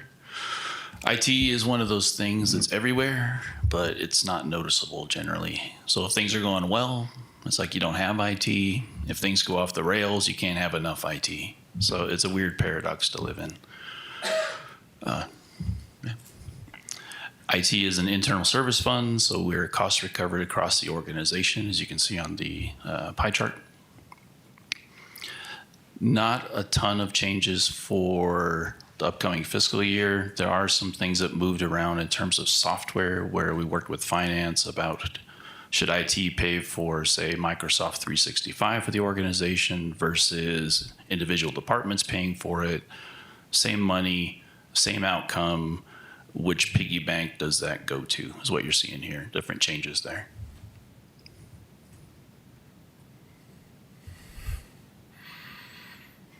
There's currently 19 of us. There is a slight change for the upcoming fiscal year. We did an IT staffing study in the current fiscal year, and that came back with several recommendations. But two of those recommendations we're looking to implement for the upcoming fiscal year for Prescott Regional Communication Center. One of those would be a CAD administrator position, which would report to PRCC. And one of those would be a data analyst dedicated to the 18 member agencies of PRCC, which currently IT provides the technical support for. So that's, if you see a change, it's not shown in the numbers here, but it is a change for the upcoming fiscal year of 2 positions, 1 to IT, 1 to PRCC, but to support their mission on the technical side of the world. And those 2 positions are listed under regional communications. That's where the funding is coming from. People forget that you're a 24/7 on-call operation. It's not just 9 to 5 to keep things running around here. Yeah, it'd be nice if that was the case, but IT never stops, never sleeps, never stops. And we're up and running now. We can work remotely now if we need to. Yep, yes ma'am. Okay, thank you. Yep. Jim? So I'm looking at your expenditures for supplies, and I notice they vary quite a bit from on an every other year basis. Is there a reason for that? It looks like it's every other year here, but that's not the normal pattern. So we'll have one-time projects, say like we're replacing Windows 10 PCs with Windows 11 PCs. That might be a year-long project. In this case, we split it over 2 years. So you might see some fluctuation there depending on the projects going on. But it's not a TikTok type thing, not the thing teenagers are into, like a up, down kind of cadence. It's more, it depends on projects in the pipeline. IT, you always have to expect the unexpected, so we try to plan ahead and be proactive, but that's why you see variance there. It has to do with large projects that are generally one time, do them, move on to the next thing. Okay, Patrick? Building on that, can you provide a little more definition on why there's a $500,000 increase for supplies? Yeah, it has to do with the projects that are loaded into the budget. So those are going to be things that aren't, there's some increases for like operational things, like PCs. Cost of PCs has gone up, the cost of memory's gone up. So there's an inflationary element there this year for sure. Shortages of hard drives, memories. But even if that weren't the case, year over year, you might have, we have to phase out Windows 10 to Windows 11 or Windows 11 to Windows 12. Or we may have to replace hardware like firewalls that you do every 5 to 7 years. We know that's going to happen. They show up, but they're not a year over year growth on top of growth on top of growth to no end in sight. And then we're out doing car washes and bake sales to figure out how the heck we're going to pay for it, kind of a thing, if that makes sense. So this specifically, we can get you an explicit breakdown of what it is, the difference. But generally, they're characterized as year over year changes in either accounting with finance, who pays for what, things departments might be doing, and then variability in the cost of whatever those widgets are. Plus, Quantity. you're Yeah. dealing with built-in obsolescence, I've noticed, with technology. I don't love it. It's extremely wasteful. You can see that a lot in the national discourse about data centers and the amount of electricity and power and resources those consume. The flip side of it is if you brought a time machine, went 25 years ago, or 28 years ago when I started, and you brought someone from the past here, they would know people, they would see technology, but their minds would be blown about the complexity of, the sophistication of, the things that not so long ago would be considered science fiction-esque are going on. So the technical debt of that is that you have to have things, and those things depreciate tremendously at the physical level. We've done some things internally, for example, like network equipment. We have 55 sites. We have another 125 SCADA sites. So my math, U of A education, it's 170 sites. If I buy a $3,000 to $4,000 piece of gear that I need for every single one of those sites to maintain it, that's a lot of money. In 3 to 4 years, if I brought all that equipment in here and stacked it up on pallets, I would be lucky to get peanuts for that equipment. It's just huge depreciation. It's an unfortunate part of technology. So what we try to do is not fall behind. So you have to spend a bunch of money to try to catch up. But we certainly don't want to spend at the bleeding edge, because that's what it is. The bleeding edge, you're paying a lot of money for unproven technology, and you end up with the Betamax of technology. It's a dated reference, but you decided everybody's going to go right, and it turns out the industry goes left, and you're stuck holding a bunch of expensive door stops when you're done. We know technology is not the reason why, IT is not the reason why the city turns on the lights each morning, each day. But everywhere you go in the city, you're going to find IT stuff. So we try to find a good balance between too much, whatever that might be, too little, and then balancing that across all the organizational businesses. So some of the projects in here are things like installing fiber to certain locations, particularly with respect to utilities, so we can get faster, eyes on what's happening with some of our utilities, cybersecurity, licenses, replacement of a radio tower that we need for our radios, and then various other software and services that we could itemize if that's helpful. Yeah, a large amount of your work is related to police and fire. Absolutely. Was that the new public safety tower on Indian Hill? I saw a new one go up there. No, this one will be a replacement up behind the high school, which we call Mingus Reservoir. It's off Okay. Northside Drive in Douglas there. Okay. All righty. Jim? One final one. Why in the heck did we all have to change our passwords about 3 weeks ago? I'm not aware that we all That's did. not Nate's fault. Uh-oh. It was a system update in Civic Clerk, which is our agenda management platform, and it required all users to update their passwords. It happened to be on a special meeting day for you all. So we got to do it. Okay, any more questions? All righty. Thank you, Nate. Good job.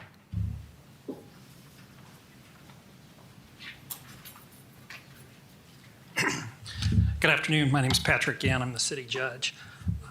The service that we provide is to ensure. Patrick, Sorry, could can't you hear me? Is speak that into better? the microphone? Is that better? Sorry about that.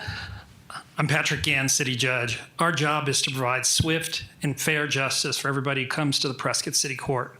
We have literally thousands of filings a year, and the idea is to make every person feel like their case is individual, because to them, it's their only case. And that's how they need to feel. As you know, the court's having a lot of growing pains this year. We've been kicked out of our home. That actually has been extended by the county till the end of December, but we have to have our home by then. We're running this year 11,000 filings. That is double for the last 4 to 5 years.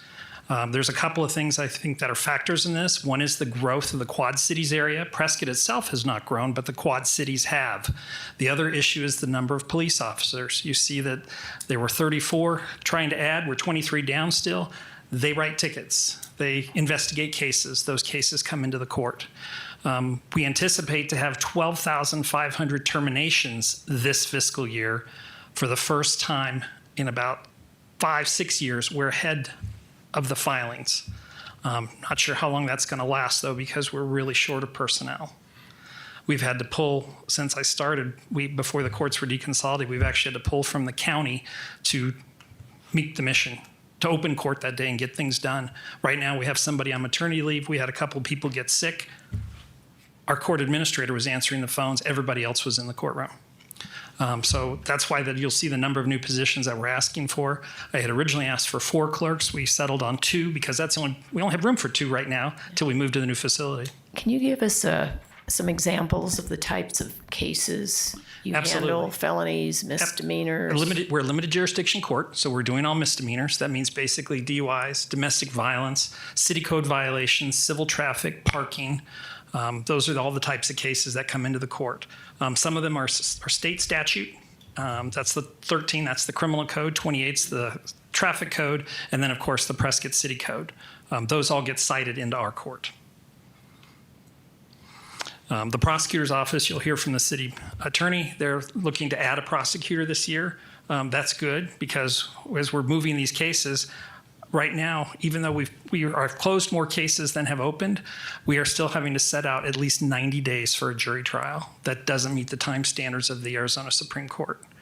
Cases have to be done within a certain number of days. Our time standards are far out. They've improved 100% in the last 8 months. They're still far out. So we need people.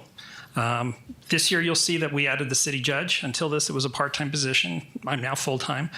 We need a full-time court administrator. Under the IGA, we were paying 40% for the current consolidated court administrator. We need our own.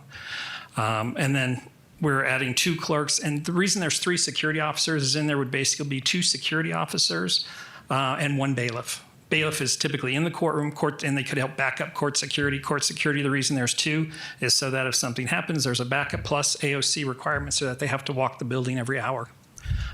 We're looking at including that in the budget right now. If necessary, we may later, as I talk to the city manager, we may consider hiring a security firm, but if they can use it for recruiting for police, either one way, phase in or phase out, that'll be helpful for them. Madam Mayor, Yes, Ted. Judge, with all due respect, you have a PowerPoint presentation here, and it would be helpful if you could kind of go through the PowerPoint. And most importantly, we want to take a look at all these costs. Sure. So the salaries and benefits, that's the additional employees that we're adding, the court administrator, 3 security, and 2 clerks. The reason the supplies are tripling is our IT needs are through the AOC. Our terminals are leased. It runs about $1,000 a terminal. So every person has a terminal, and if they have one in their office and one in the courtroom, that's a double cost. We investigated whether or not it was better to use the city's IT department, but the fee to connect to Ajax, which is the state case management system, it's about a $50 difference. How many employees do you have? Right now we have 8, and we're asking to go to 14. And it's $1,000 per terminal? Correct. So that's 8,000. You got 30,000 in there. Correct. But you have to have one in the courtroom, not just at the desk. Also, the security people need one, outside, and so that's where you end up with duplicate. Plus, it's not just the terminal. Every printer that connects has a similar fee. It's about $1,000 per printer.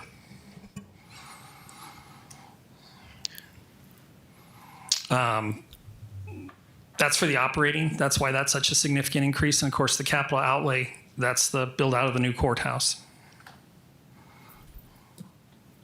How many square feet did you have when you were at the courthouse here? We have less than 1,000. And how many do you have at the proposed new site? It's 7,800.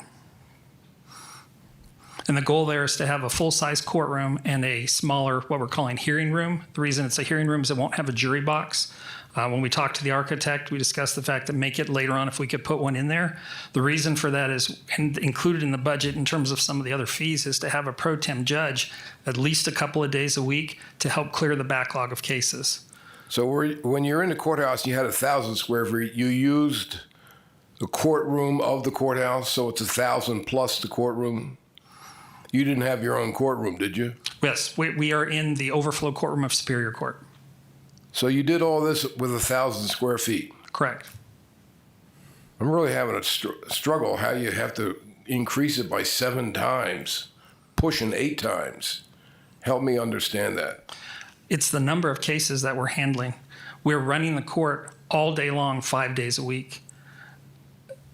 The employees literally, when they leave to try and catch up, they're out of the courtroom trying to catch up on their work. They're working nonstop, and we're still falling behind.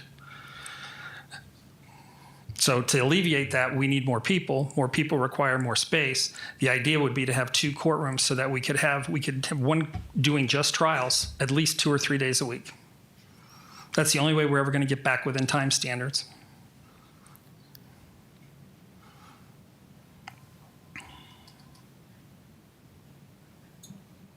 Lois? Okay, so this is a huge increase versus what we're used to seeing. Yes, ma'am.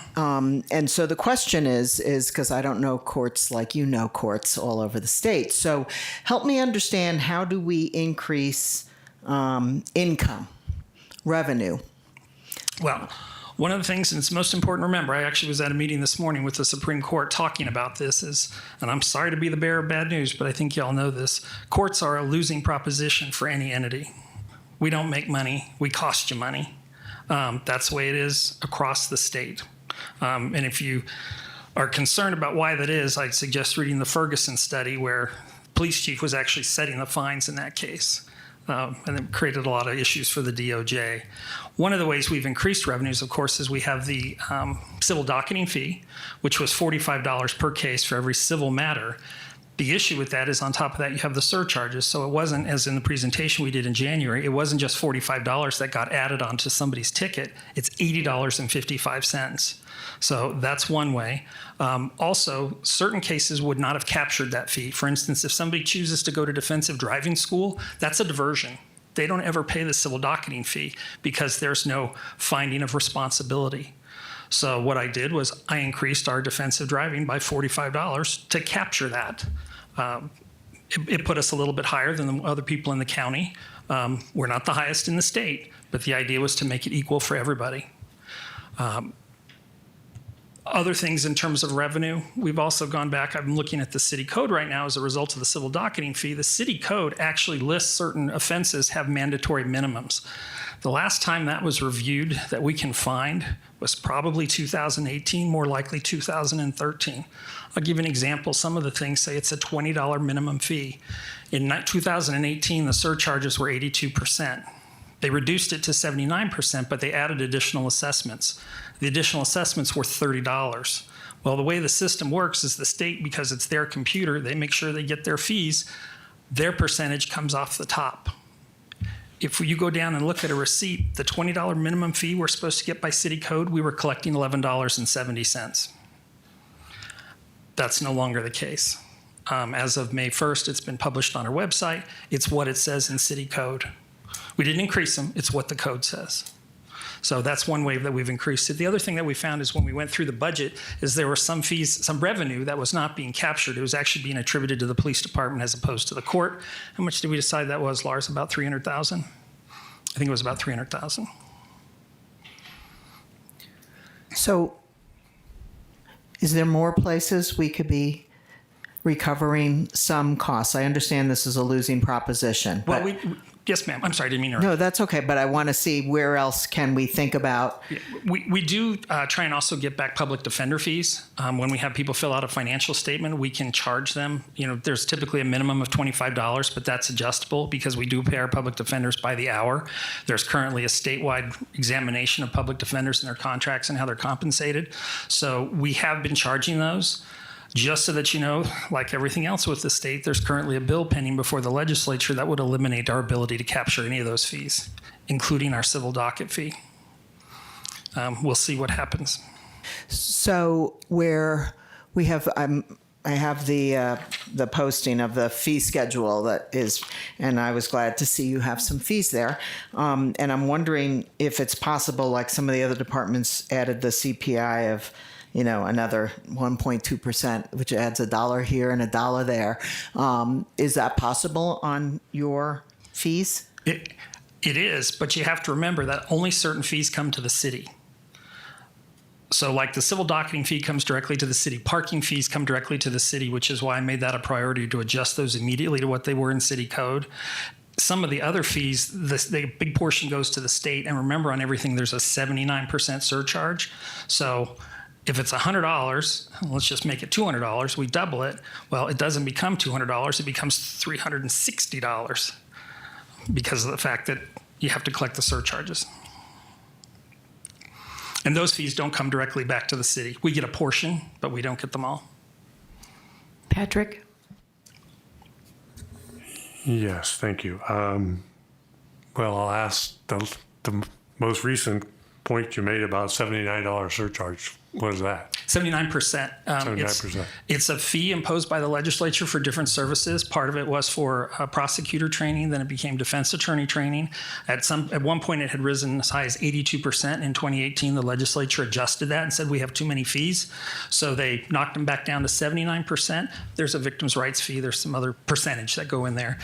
What then happened is from 2018 to today, every time the legislature was a session, they added a new assessment. There's one for public safety for police officer equipment. It's like $4. They added some additional victim information. That's $9. And so what happens is on a parking, there's $30 of statutory assessments. That money goes to the state. On a criminal case with the new first responder fee, there's $70 of assessments. That's on top of the 79%. So if it's a $100 fine, 79% surcharge, and $70 of assessments, you're now at $250. Oh, and then we have our city court assessment, which is $134. So now we're at like $415. Because on the city court assessment, we get $75. 79% goes to the state. We have to collect that because it's a fee on every case. So another question. When we recently, I guess due to the county, moved this function to the city directly, I mean, at one point the budget was under $1 million. Now it's almost $4 million. Well, correct, because part of it is convincing me why that's a good. Well, part of it is the capital outlay for the new courthouse. That's the 1.7, almost 1.675. That's the new courthouse, and then on the new courthouse we have to pay rent, and we are now going to be in all the different funds, so we have to pay that, and then we're asking to increase the number of employees to almost double the size. We were paying the court administrator 40% under the IGA and a bailiff 50%. So you can deduct that off of it, but it's not that big a savings. And where the numbers come from in terms of the people that I've asked for in clerks is looking at the filings. There's actually a state website through the AOC that has all the statistics. It's called a dashboard throughout the state, and you can see how many filings. Most of Yavapai County is running about 600 to 800 filings per clerk. We're at about 1,500, and it would be even higher unless we get more clerks because our filings are up. We're probably going to surpass Flagstaff by the end of this fiscal year for our filings. Let me ask you this. Do you get a lot of repeat offenders that just keep coming back over and over and over, revolving door, and just tying up your resources? We do have some. What's interesting is that because of everything that's happening, I hate to say this, I feel like I'm going to live and die on the hill of parking. When they started bringing me all the parking violations for people who had mailed in their checks because of the issue with the civil docketing fee, 90 to 95% of those people getting parking tickets are Prescott residents. They were not tourists. They were people who live here regularly who are not obeying the signs. And many of them, I have to tell you, I've heard them at the front counter as I walk by. Well, it's only $33. And so that's why we keep having these filings again and again and again. Well, that $133, now that the new civil docketing fee's gone out, as of May 1st, is 128 some cents, so about 129. Hopefully that'll make people think twice. We do have some people who have 5, 10, 15, 20 cases. Since I've been there, we've put a stop to that because my view is if you've committed 3 or 4 offenses, if we release you and you go commit another, probably need to stay in custody for a while till we can resolve the matters. Well, and we've had some cases that have been around for 3, 4, 5 years that we finally resolved. We had one individual who had 18 open cases. That's very difficult for staff because that literally takes a clerk an hour to 2 hours to close those 18 files, whereas normally they're at one file every 5 minutes. So it is a significant use of resources. So why are you so busy in a senior resort retirement community? I think it's the growth of the Quad Cities area. It's the growth of the police department. It's the number of filings that we're having. Also, please remember that we have people who come, while we do have elderly retired residents, very often they have children who come back and live with them because of other substance abuse issues or emotional or mental issues who come back to reside with the parents. Otherwise, they're homeless. And nobody wants to see their child homeless. Well, that can end up using resources, because if they're using, or if there's an argument, the police get called. Many times it's not even the parent who's calling, it may be a neighbor. And there's a lot of that comes from domestic violence. Those types of things do come into the community.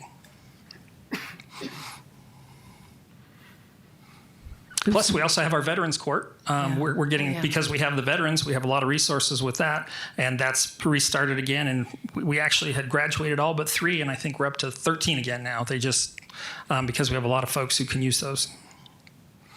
Mr. Gambogi, did you have a comment? I sure do. If I knew we were going to go down rabbit holes like this, I would have brought my beagle to the chambers. I want to talk about the money that you have up here. Okay. You're talking about a total expenditure is, to Councilman Grady's point, is almost 4 times what we're spending now. You're going into a facility that is almost 8 times more than what you have now. And we're renting it. Now, how much money are you plan to spend on this 700-800 square foot property to make it fit your needs? That's the 1.675. Okay, and who gets to keep the 1.675 if you decide a year from now we're going somewhere else? Well, first of all, I would not be the one to decide that. That would have to be council. Second of all, we have a 5-year lease with a renewal. This is not a building that we will be in for 1 year or 2 years.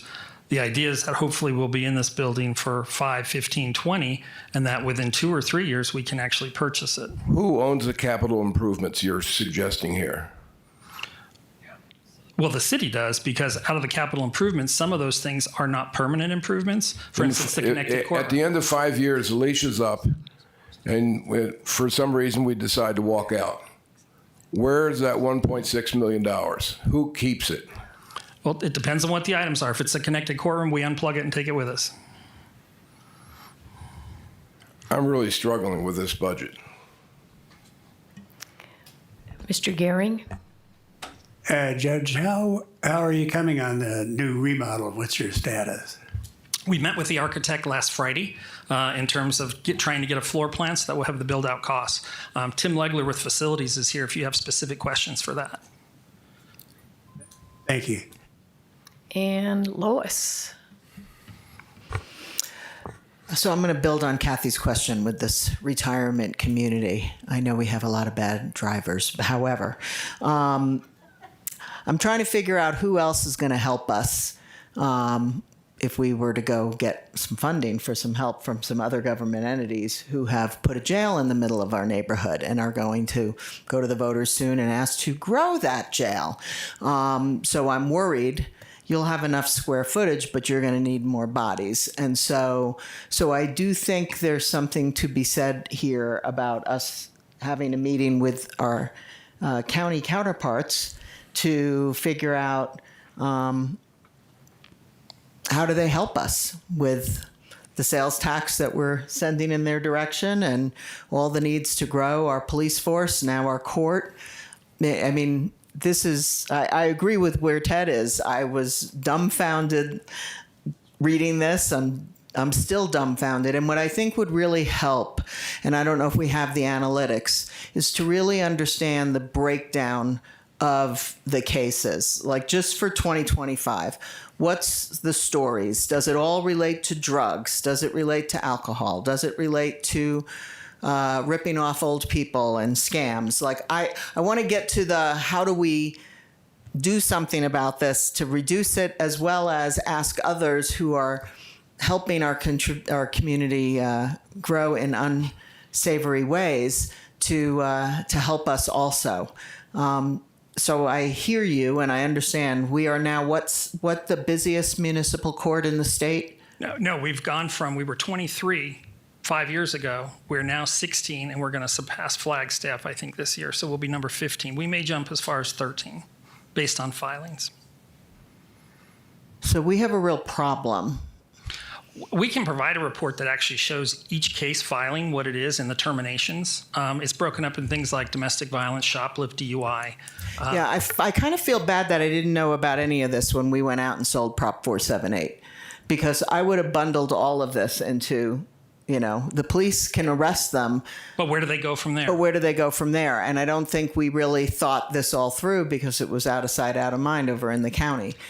That is correct. And excuse me, I really feel like I have this garden that's been ignored for a very long time. Okay, which brings We're me trying to back, prune it. Lars. Which brings me back, Lars, to the point I made earlier in the introduction, where our costs are skyrocketing, and you're telling me, "Don't worry, we have the revenue." I'm sorry, I'm worried. I was worried before. I'm now really worried now, and I think we have to rethink what we're doing in this space. It's scary. It's really scary. Not your fault. No, I understand. And I also want you to know, if you look at under the dashboard, you can see the years of experience. 80%, 75% of my staff has 3 years or less in the position. The jobs just turn over. The same meeting I was at this morning, again, it's a statewide issue. We bring people in as a clerk one, we train them, they go out for other jobs. Hey, question to our city attorney here. Is there any other ways you can think of that we could generate revenue from this? Generate revenue? I think it's the fines that we've established create revenue. And I'll talk to the judge about a few things where I may not agree with what the state has said. But having said that, in terms of the criminal, it's not, there's sort of this discussion that retired people aren't committing crimes. They're committing the crimes. So it's We're just, as exciting as we all think we are, huh? Okay.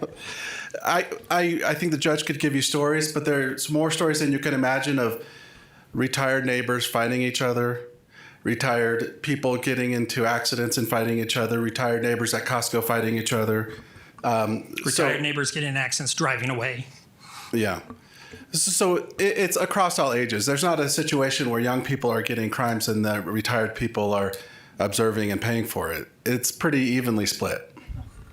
But having said that, in terms of the criminal caseload, in part the criminal caseload's going up because we're charging crimes.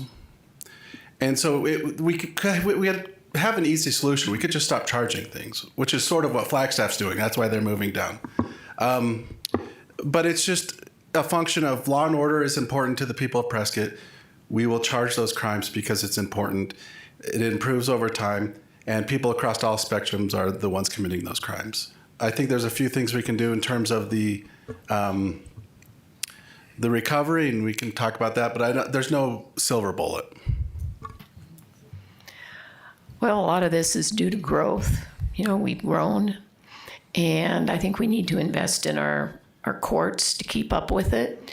And I think once we get over the hump and get you into your new place and hire your new people, then going forward, I think your budget will stabilize. Oh, absolutely. I don't anticipate coming back to council asking for an increase like this ever again. Yeah. Remember, This is being just trying to recorded. get us. I'm sorry, Council. Remember, this is being recorded. Oh, I understand that. Yeah. I'll give you an example. Like the city attorney said, there was a big article today about the shoplifting. Post-COVID, shoplifting has been rampant across the country. Many stores now keep things behind plastic, baby formula, things, just necessities. They finally have started to see a drop because of prosecution. Prosecuting the people, getting convictions, calling the police, it does eventually lead to fewer crimes.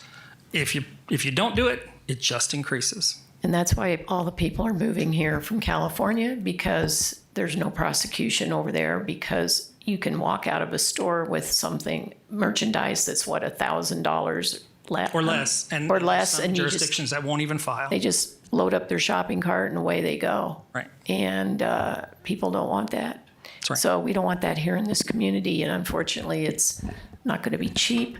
But I think once we make the investment, then things should level off. Thank you. Any other comments? Jay Ruby. Do you have any statistics, or does anyone, on cities of our size and their rate of growth and how that relates to the number of court cases? Well, I don't have any statistics, but I can look at the dashboard. The population growth in Prescott has only been about 20%. You heard Lars give you this That's not what's driving this. It's the Quad Cities area has had this enormous growth, and everybody still comes to Prescott.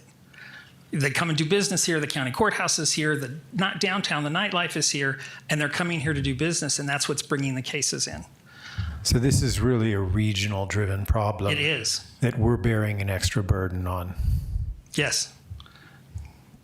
But by 400%? Yes, because quite frankly, the city court has been neglected for a long time. This has been a consolidated court, and it was always somebody else's problem. And so we're trying to fix it. And we have wonderful staff. They work incredibly hard. They're now processing about 1,500 cases per clerk. But how come you can only keep them for 3 years? Because I wasn't here before then. That's all I can tell you. I think part of that depends on the leadership. With all due respect, this budget reminds me of the Field of Dreams. You know, if you build it, they will come. If we build a bigger building, we'll get more criminals, and then we can ask for more. Okay, any other questions? Jay, do you have another comment? No, it's just still up here. I'm ready to go forward. Okay, proceed. We can move to the next department unless there's any questions for the city court. Alrighty, that was very eye-opening. Thank you. I just wanted to quote one piece of information on the city court. So the revenue side of the equation, we're projected to offset the increase in expenses. There's $220,000 of increase to revenue to help cover that. So partial offset of cost. Okay, next we have legal, city attorney. All right, Joseph Young, city attorney. The city attorney's office or the legal department has 4 primary responsibilities. We're the city's general counsel. We do the civil work, which is when we are involved in contract negotiations or answering questions for the various departments and so forth. Criminal, which is all of the cases the judge just spoke about, and our risk management group. Primarily, the city is funded through enterprise, or our office is funded through enterprise funds and special revenue funds. This is all the internal servicing that the legal department does for the various enterprise fund departments. The general fund tax-based portion is primarily the prosecution portion of our office. Sorry, Lars, I know you're going through it. Before you have our budget. Salaries and benefits being the largest part, or the second largest part. Other services and charges make up the largest portion, which is primarily our insurance. So I think our insurance is $1.7 million, roughly, per year. So that drives that cost, other services and charges. It also includes claims and judgments paid out, workers' comp, the car repairs we do, when we back over someone's mailbox. It includes also bar dues, CLEs, Westlaw membership, and our case management software and all of that. But primarily that is driven by liability claims and in our insurance rate. So we have currently 10 staff members in my department. We had 9, but plan on filling that one. A couple of years ago, I came to council and asked for a paralegal position to assist the prosecution. It has been more of a burden and hasn't really worked with a paralegal, so we have converted that paralegal position into another prosecutor position, and we have filled that position. The new prosecutor hasn't started yet, but has accepted an offer. And then we also have one other opening from the retirement of the former deputy city attorney, which we're looking to hire. So not a whole lot of changes, just increases primarily with insurance. Like I said, I think it's gone up 15% each of the last several years, which is a big driver of our budget. So if you have any questions, I'm here. Tell us about the increase in all your cases that you've had in the last couple of years. Yeah, I just got numbers sent to me, but essentially everything the court just addressed is increased in our office as well. We're the prosecution for all of the cases within the city court, and part of it is increased law enforcement, part of it is just increased individuals in the area, and part of it is increased prosecution of the cases we already had and that the police were already investigating. There's a lot of discretion involved in prosecution, and you can kind of use that in different ways, but we have chosen to enforce the law that we have in place to avoid kind of the future and set a tone that my former prosecutor used to say that regardless of what happens in the rest of the country, shoplifting is prosecuted in Prescott. And we do that. And so it's driven an increase in prosecution quite a bit. And I think we're at, according to this, we have 3,500 cases during the 25 year, which is a lot. Any other questions for our city attorney?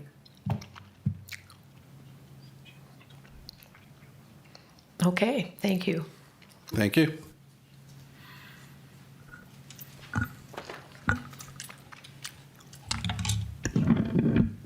Good afternoon, Mayor, Mayor Pro Tem, council members, staff, and citizens.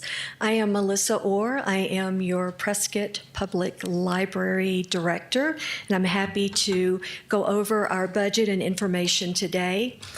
Our org chart is divided by services, not by individual staff. We have two small but mighty departments in the library. Our first one is Public Services, where we see over 328,000 people a year, which was 8,000 more than the previous year. We got out in the community and spoke to almost 1,300 people this past year, circulated almost 700,000 items, which was 38,000 more than the previous year, conducted approximately 700 programs and outreach visits to the community with over 20,000 people in attendance. Even though we reduced the amount of programs, we did still see an increase in the number of people who were attending these amazing programs. With being open 7 days a week, 61 hours a week, we cover at least 4 service desks every hour that we are open. We truly need to cover 6, but 4 is what we cover the majority of the time. This department also selected over 19,000 physical items to add to the collection, answered 32,000 reference questions, and a total of over 141,000 total questions this past year. This is the library that gets an annual satisfaction of 96 to 98% for the staff customer service that they provide. The support services end of our services is all of the behind the scenes that happens. Those 19,000 physical items that were selected have to be ordered, purchased, and cataloged into our system. We have to mend books also to make sure they're still in circulation, and we have to remove those that need to be removed from the system. We reserved over 1,800 meeting rooms this last fiscal year, which is approximately 5 per day. We've managed over 140 volunteers from this department who work over 12,000 hours a year. We lent out to other libraries across the country 766 items and borrowed 1,189 for our Prescott citizens. Our transportation portion of our services there transported over 220,000 items last year, back and forth from our book drops to our central Yavapai distribution center and around the city.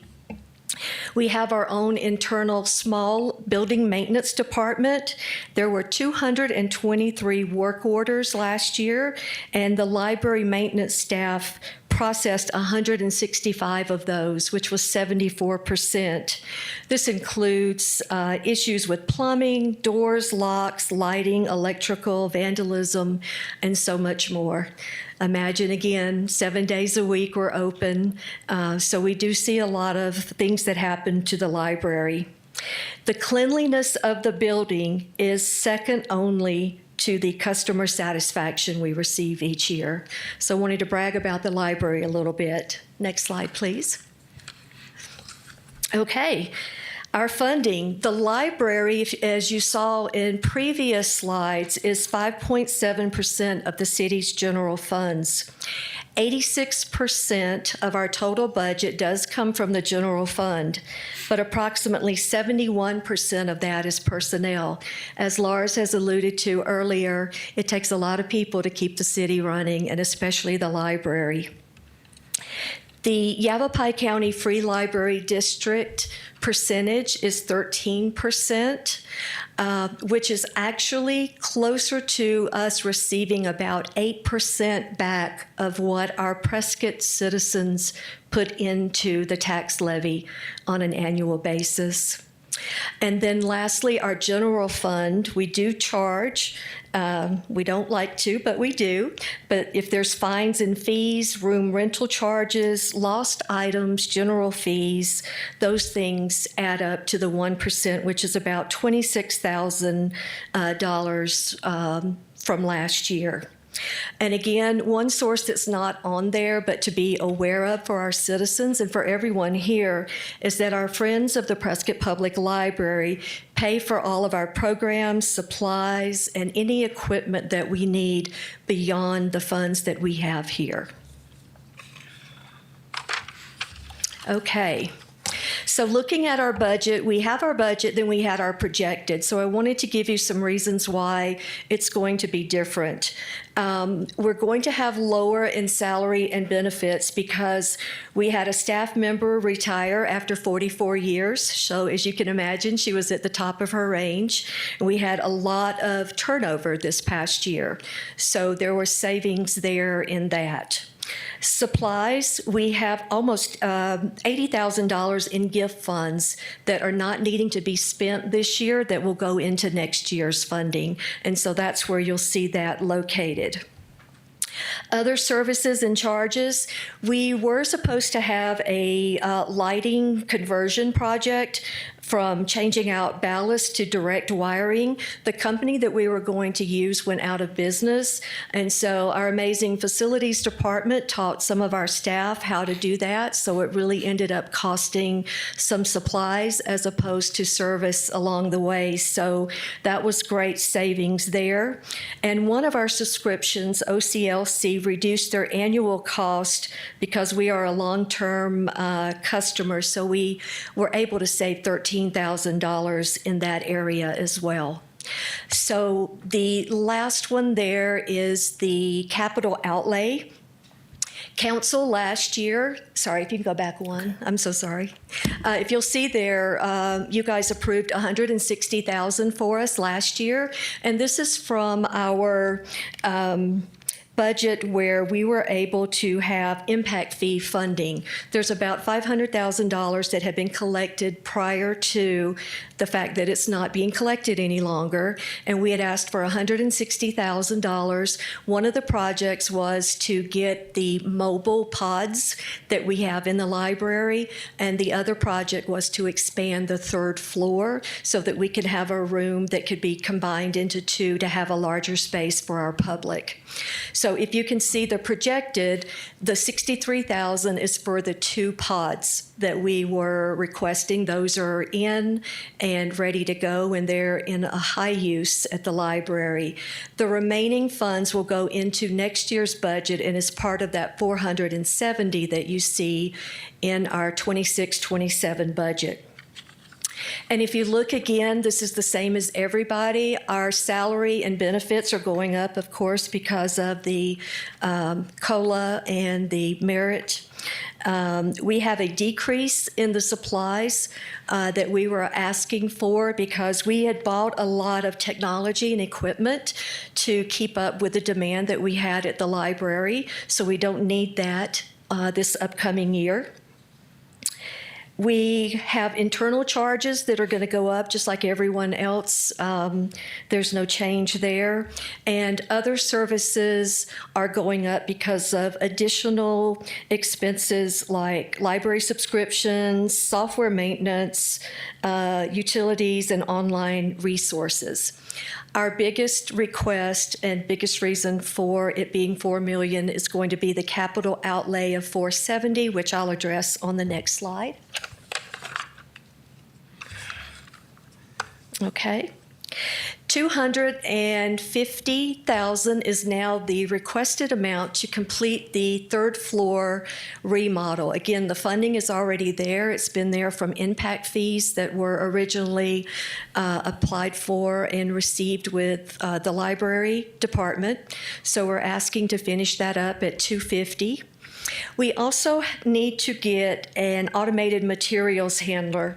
If you've ever been to the library and we've given you a behind-the-scenes tour, we have a device called Lucy. And Lucy is named for such because it's like the chocolates going down, heading to the right location. Ethel is at the main Yavapai Library District, and we have Lucy. She is 16 years old. And she is very much out of shape and ready for the scrapyard. Listen, for the benefit of Dr. Hamer in the audience, she's referring to Lucille O'Ball. O'Ball, okay. Okay, so one of the main reasons we have to replace it is because the county is the one who directs the type of equipment that we have. They went out for an RFP. We had staff sit on that committee, and a new vendor was chosen, Biblioteca. And for us to be able to adopt that, we have to change out all the devices that go with the automated handling system. So we have estimated that at $220,000. So that's why we have the $470,000 amount. The equipment is supposed to be the same across the system in order to work and have less work on the county staff who have to maintain it throughout the 50-plus libraries we have in the network. Okay, and then we have proposed for 28.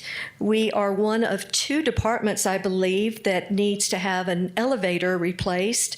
Our small original 50-year-old elevator, remember our building is 50 years old, needs to be replaced. I have staff that are afraid to get on it, but we have to transport thousands of items up and down. That is our main way of getting things down to the public. So that is requested at $190,000. And then our last request, of course, is for our branch library. This branch is requested and proposed to be in 2029. The $9.1 million is the most recent estimate for the first phase of the branch from the architectural assessment that was done in 2024 with an updated pricing in 22 with an updated pricing in 24. So we have that in there as a placeholder. Any questions? Were the Friends planning on helping you out with the new branch? So that is the Friends funding. So just so everyone is aware, there is a piece of land that is being offered to the Friends. They are in the process of getting that in writing. This is a bequest from a resident who left funding to either renovate the library in the downtown, our current one, or to build a new one.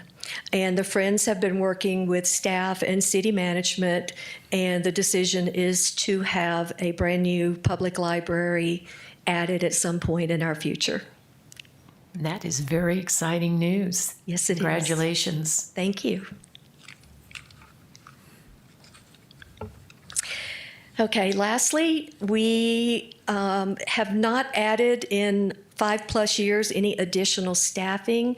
And we have the same amount listed here, but we did make a change this past year. If you look under support services, we did not have a lead librarian up until a few months ago when the 44+ employee retired. We were able to reclassify that position and get someone at a higher level, but at a lower price. So we're happy to have a librarian that has her master's degree and a lot of supervisor experience and is really working on making some efficiencies in that department for us this year. So we remain the same in that location. And that is it for me. If you have any questions, let me know. I have a question. You have a custodian on staff, and I know it's very important because you have an older building that gets a lot of heavy use. Have you looked at maybe outsourcing that and hiring a cleaning crew to come in every night, or do you need a custodian on site? We definitely need a custodian on site. I wasn't here when that position was located in the facilities department, and we had someone come in and the complaints about the cleanliness. I think it's more of a source of pride that we have staff that really care about that building and make sure it is sparkling clean every day. My understanding is from having it different in the past was not what the library needed for the public. Okay, thank you. Thank you. Let's see, we got a lot of comments here. I'll start with Lois. Thank you, Mayor. My concern, again, for the third year in a row, will be to talk about this new branch library. I understand the Friends want it. I understand it would be fantastic. And with the growth up north, I don't blame us, we'll need one.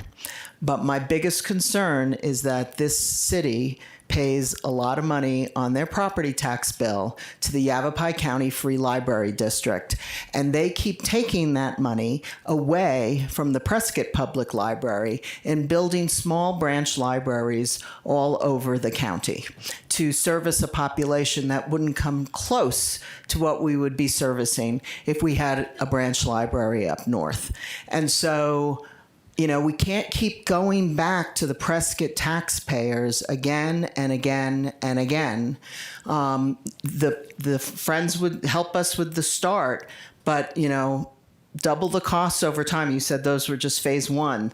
You know, if we're going to have a good library, I don't understand why the county wouldn't invest in this with the lots of millions of dollars that they have of Prescott taxpayers' money in that library district. And so I don't want to say I'm okay with this because we can't seem to get the attention of the county to help solve this need between Williamson Valley, you know, and the county people that, I mean, we have more county people coming to the Prescott Public Library than will come to all the branch libraries added together. So I can't say I'm aligned to this capital expense because we haven't broken through with the county. And I really would like all of the Friends and all of the, you know, to go in the direction of our county supervisors and ask for their help because, like we just saw what we had with the court. We can't go to many other people other than the county. And I'm going to have the same thing to say now about going to the county to help us with expanding our library services. So I'm not supportive, though I am supportive. I'm not supportive of it coming from city funds. Okay, I would like to address that if possible. One of the things we're going to do is look at several options of what this initial phase could look like. So one of the thoughts is we could make it an automated library where staff do not have to work out of that building. In Scottsdale, in Appaloosa Library, we worked on Open Plus technology where we have you sign an agreement that you go in, you're on camera, you do the self-service, you check your materials out, and you leave. And so we are going to present some ideas of ways to make it as cheap on city taxes and the city as much as possible. So we know that is really just the building and supplying everything in it, but we do have other ideas of how to get more services out into the North Prescott area that would be of minimal cost to our citizens here. If I can back up real quick, just to add some numbers to this. So last time we looked at the district, and I'm remembering off the top of my head here, something like 80% of the revenues in that district were collected in the cities in the county, and only 30 to 35% are actually spent in the cities in the county. And obviously Prescott's one of those cities. And so, yes, we have some concerns about even just the basic fairness, I think, of that, but also trying to, and ultimately, some kind of a breakthrough in that conversation with the county is absolutely necessary. Trying to be creative in the absence of that to date. We've talked about through several options, including with the Friends creating what would essentially be like an endowment, where they're taking the money that they have and putting it into a fund that would create ongoing revenues that would help to fund operations. Now, that's the same people who are paying into the library fund, and so we still have that concern, but it's creativity from the Friends and from our library folks, and an opportunity to create what Melissa described, which is basically an automated, almost like an AI sort of library. I don't know if anybody's been through a large airport lately, but the last time I walked into a Hudson, I grabbed whatever it is I grabbed and I walked out and it automatically charged my card. I never had to check out or talk to a person. And it's that kind of an idea for the library, right? Where it would know your library card and what books you were holding and help you check out. That's getting creative. That's trying to find efficient ways to do things. Ultimately, we're going to need to pursue both. We need the funds that are collected by the library district are intended to support library services, and we can prove we can provide those services more effectively. We provide them more efficiently. We can serve more people.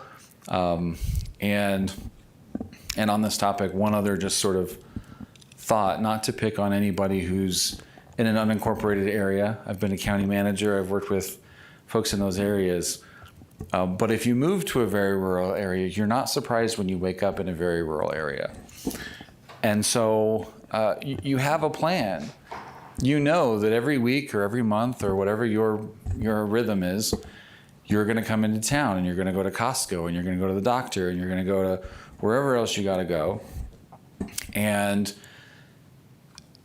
adding the library, you're going to get groceries, you're going to do all those things. Adding the library to that circuit isn't a big deal for you. You live in a rural place on purpose, and you expect to go into the city to receive those services. So I understand the kind of what the county is trying to do, and from the city perspective, in a very real way, it's taking away from the services we're able to provide.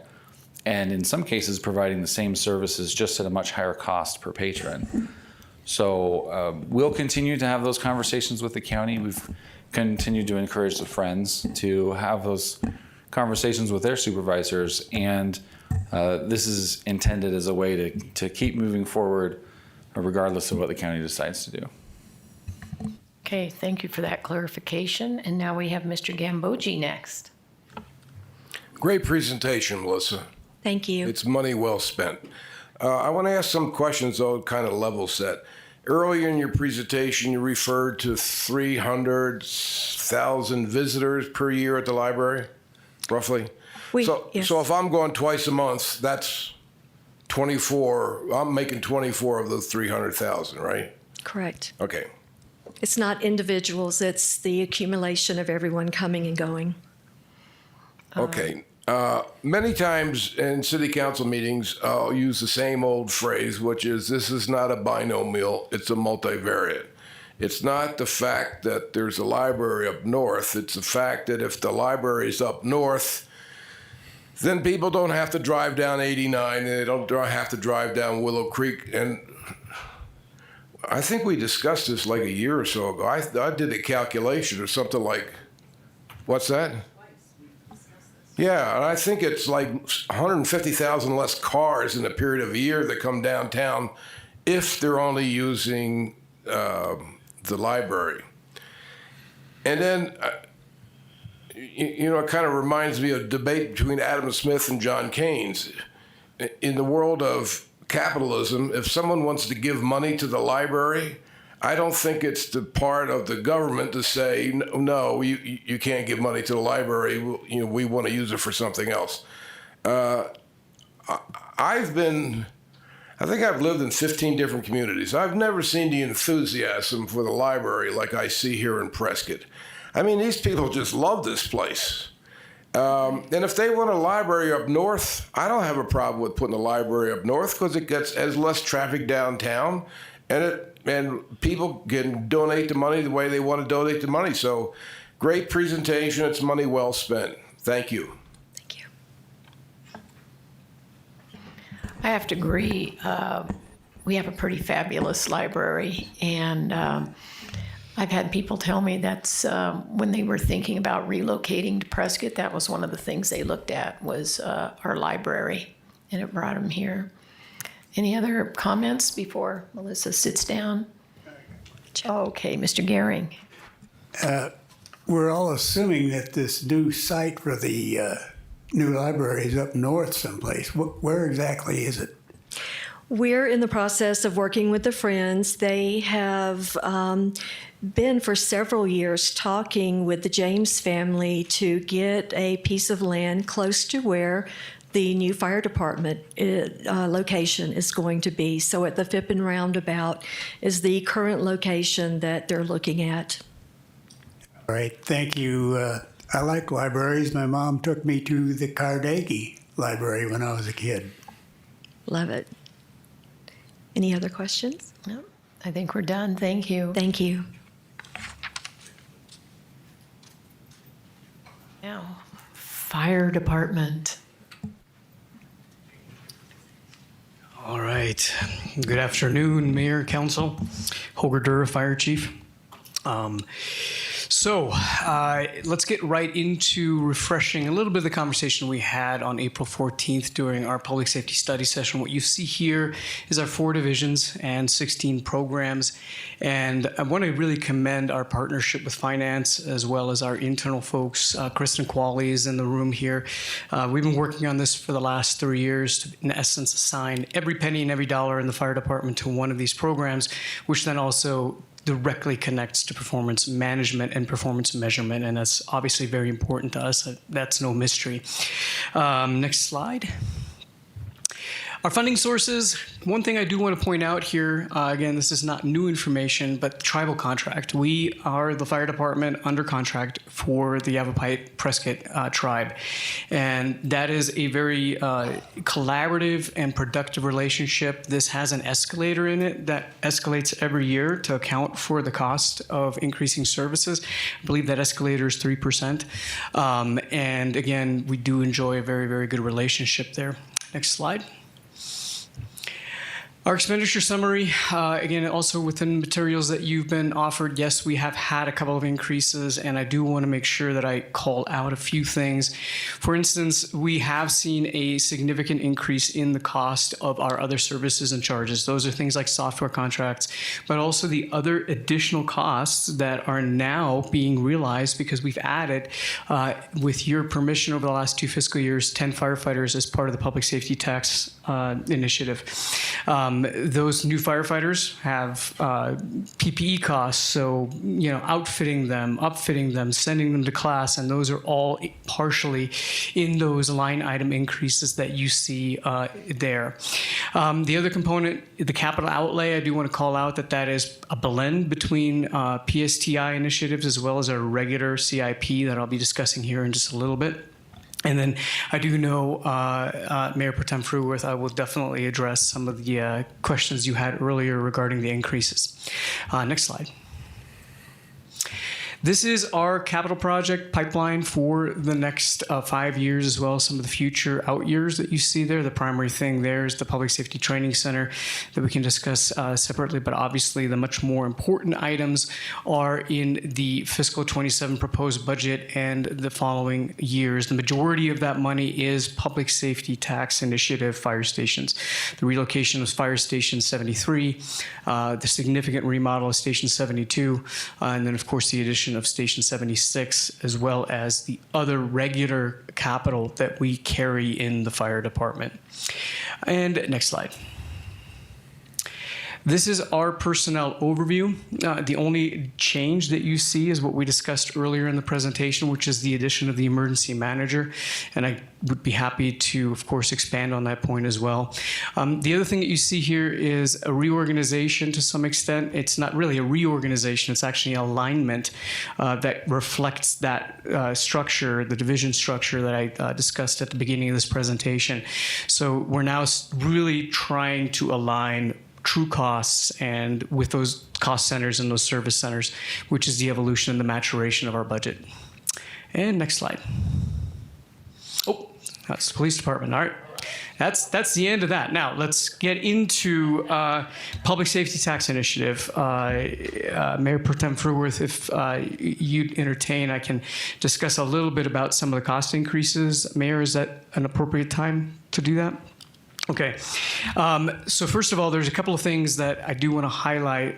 This is obviously a multi-department effort, but let's first talk about the projection. At the April 30th, 2024 council session that you all called to, in essence, study and consider whether to move forward with a tax proposal, we did emphasize significantly that these are projections, and we knew at that time that the timeline was tight to get it to meet the council and the ballot deadlines, and that some of the projections had to be made in a fashion that would allow us to move forward.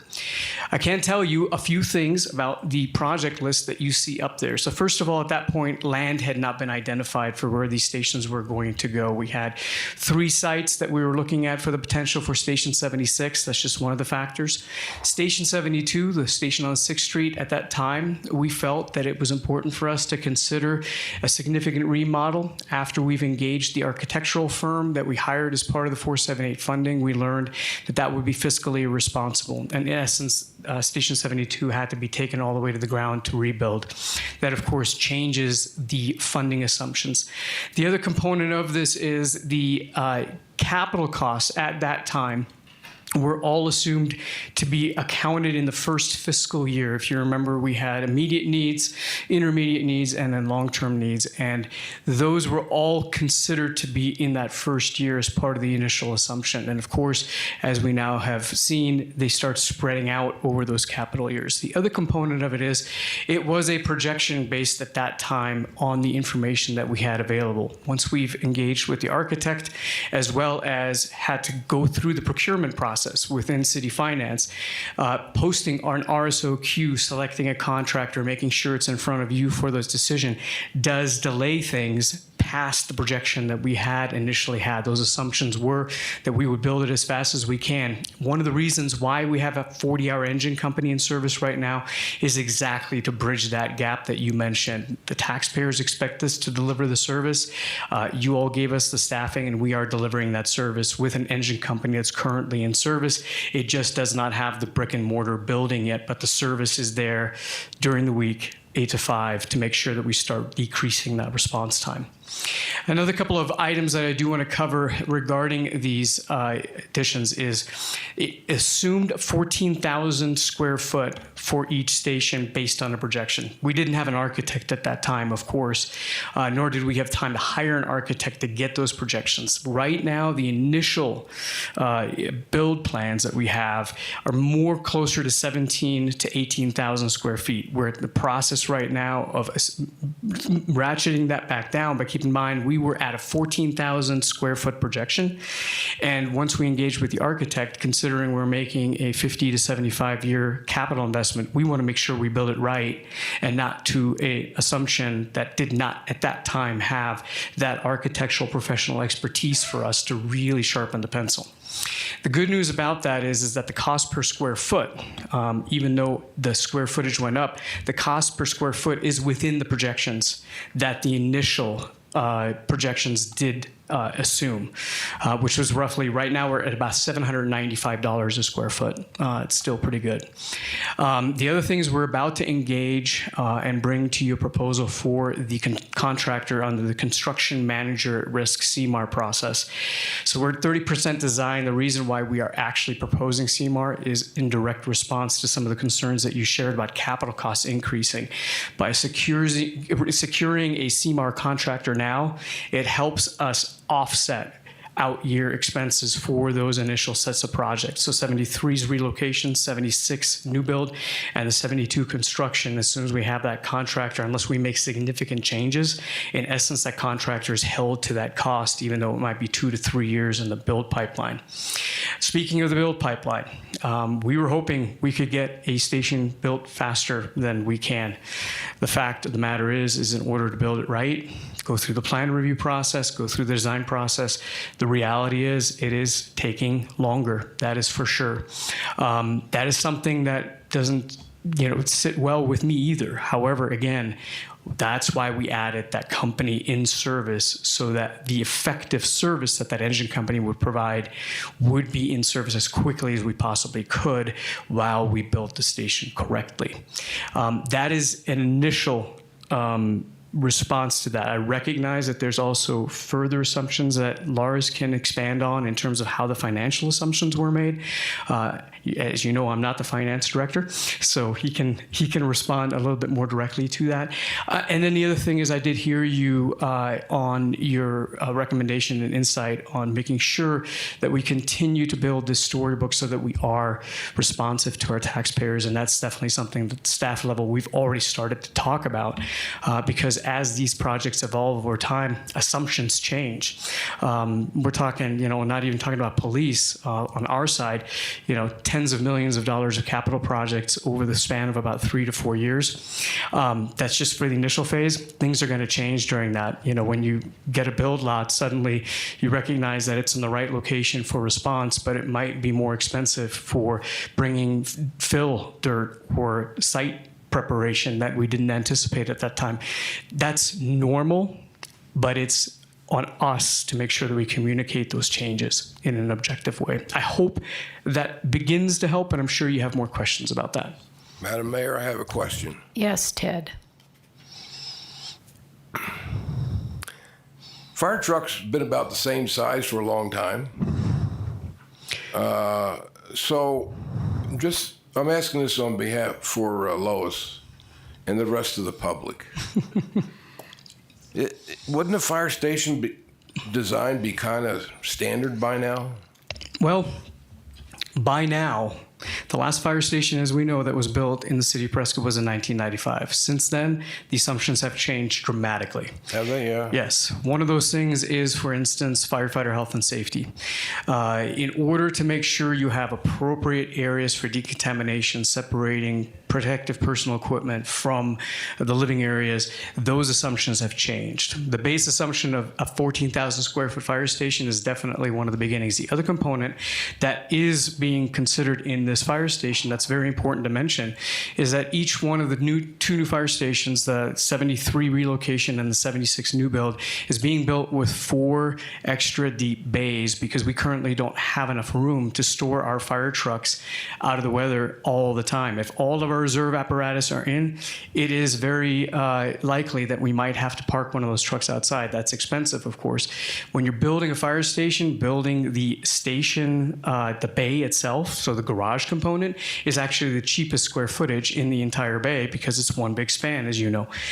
We're making sure that we build that component right so that it's not just for the fire department we have today, but the fire department that this CIP contemplates, so that we don't come back to the dais and ask for more money for something that we could have predicted at that time, if that helps.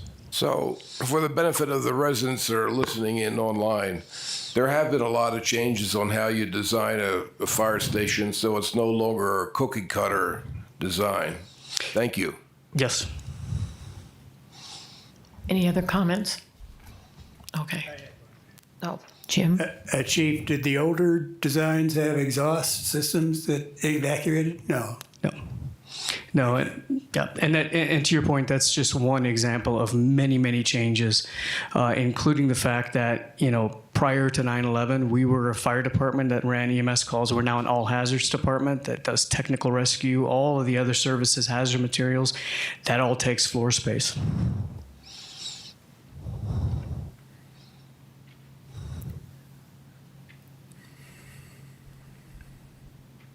Okay. Great job. Are you done? Unless you have any more questions for us, ma'am. Okay. All righty. Thank you. Thank you.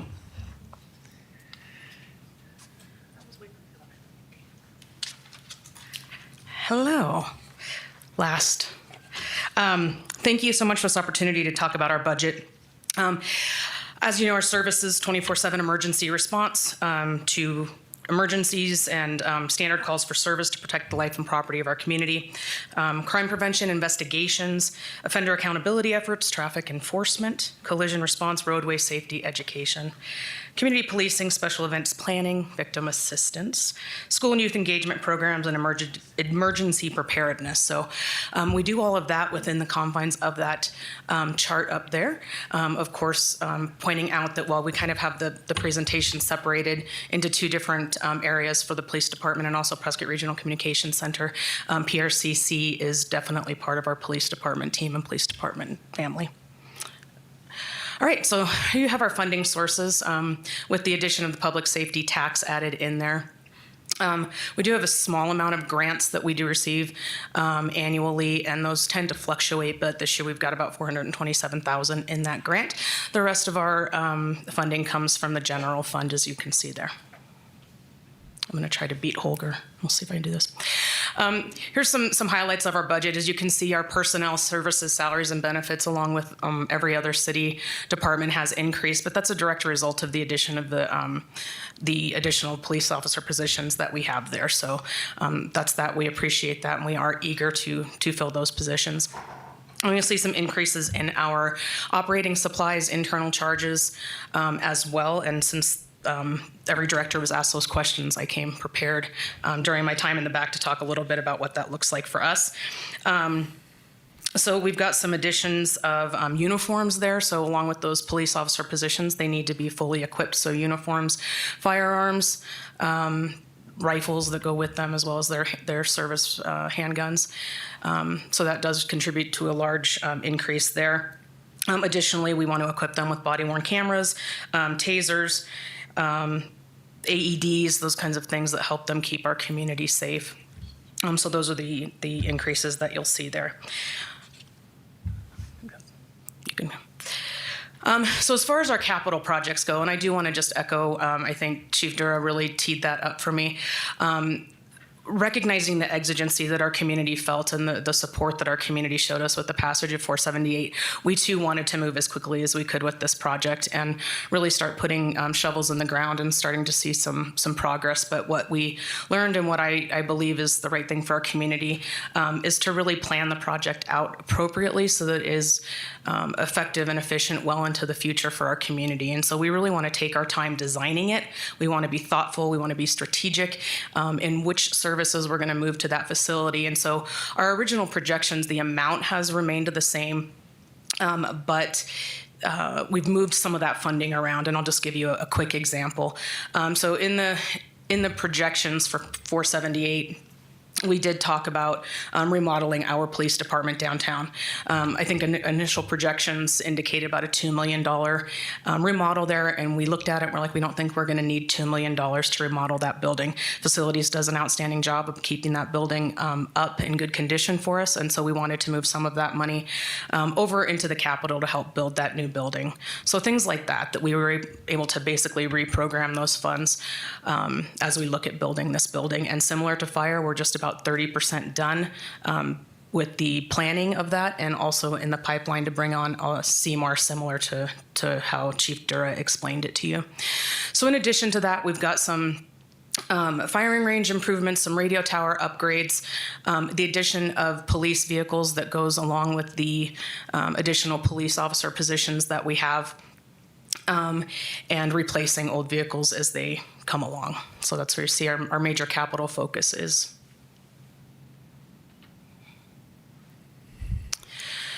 Here you can see our authorized positions, and I do appreciate, I'll just give a shout out to the team that we have here. When I went to City Manager Kimball and was like, I really would like some help hiring and filling these positions. That's the most important thing to us right now. Gave him a proposal, and we talked about it for a while. Worked with our finance team, who is extremely creative, very supportive, as well as our human resources division, our team, to really take a holistic approach to how we're going to fill these positions. It's such a unique opportunity for our community, for our police department, to have such an infusion of sworn police officer positions, and we want to make every effort to be as aggressive as we can in recruiting and finding the right people to fill those positions. So there you'll see that. So total authorized staffing of 100, and I'm going to round it up. It's 124.5, but I'm sure somebody will do a little more than half-time work. And then we're going to move into the Prescott Regional Communications Center, also, as I mentioned, part of our police department. There you have our administrator, Dr. Jim DeLong. The director there is managing all of those services. We have 16 police and fire agencies that we dispatch for in Yavapai County, and one contract with Copper State Ambulance.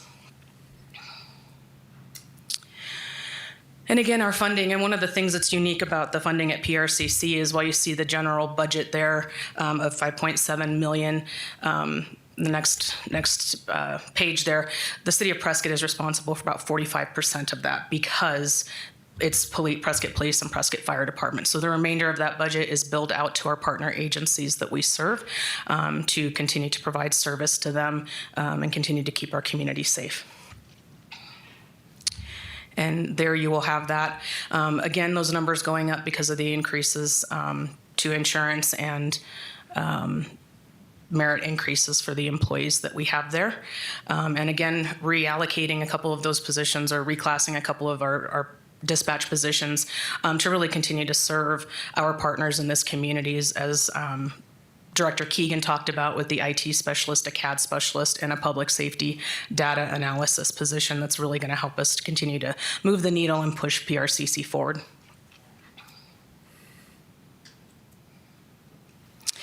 And there you have it, PRCC. We've got 35 and a half positions there, from our manager on down to our public safety telecommunicators. And that's not changing this year. That is it.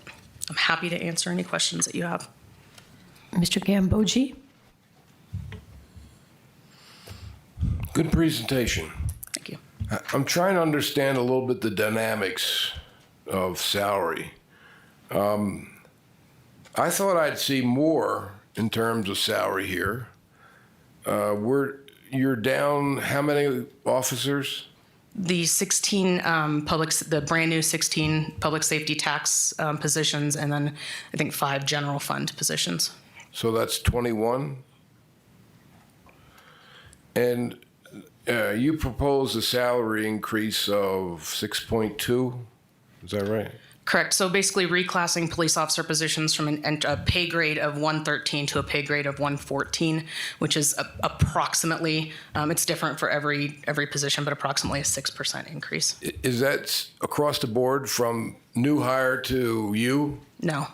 It is addressing new hires, sergeants and compression at our lieutenant level. Myself and Deputy Chief are excluded from that. And that's what I wanted to get to, because the issue is we hire them, we train them, we give them experience 3 to 4 or 5 years, and then they pull the plug.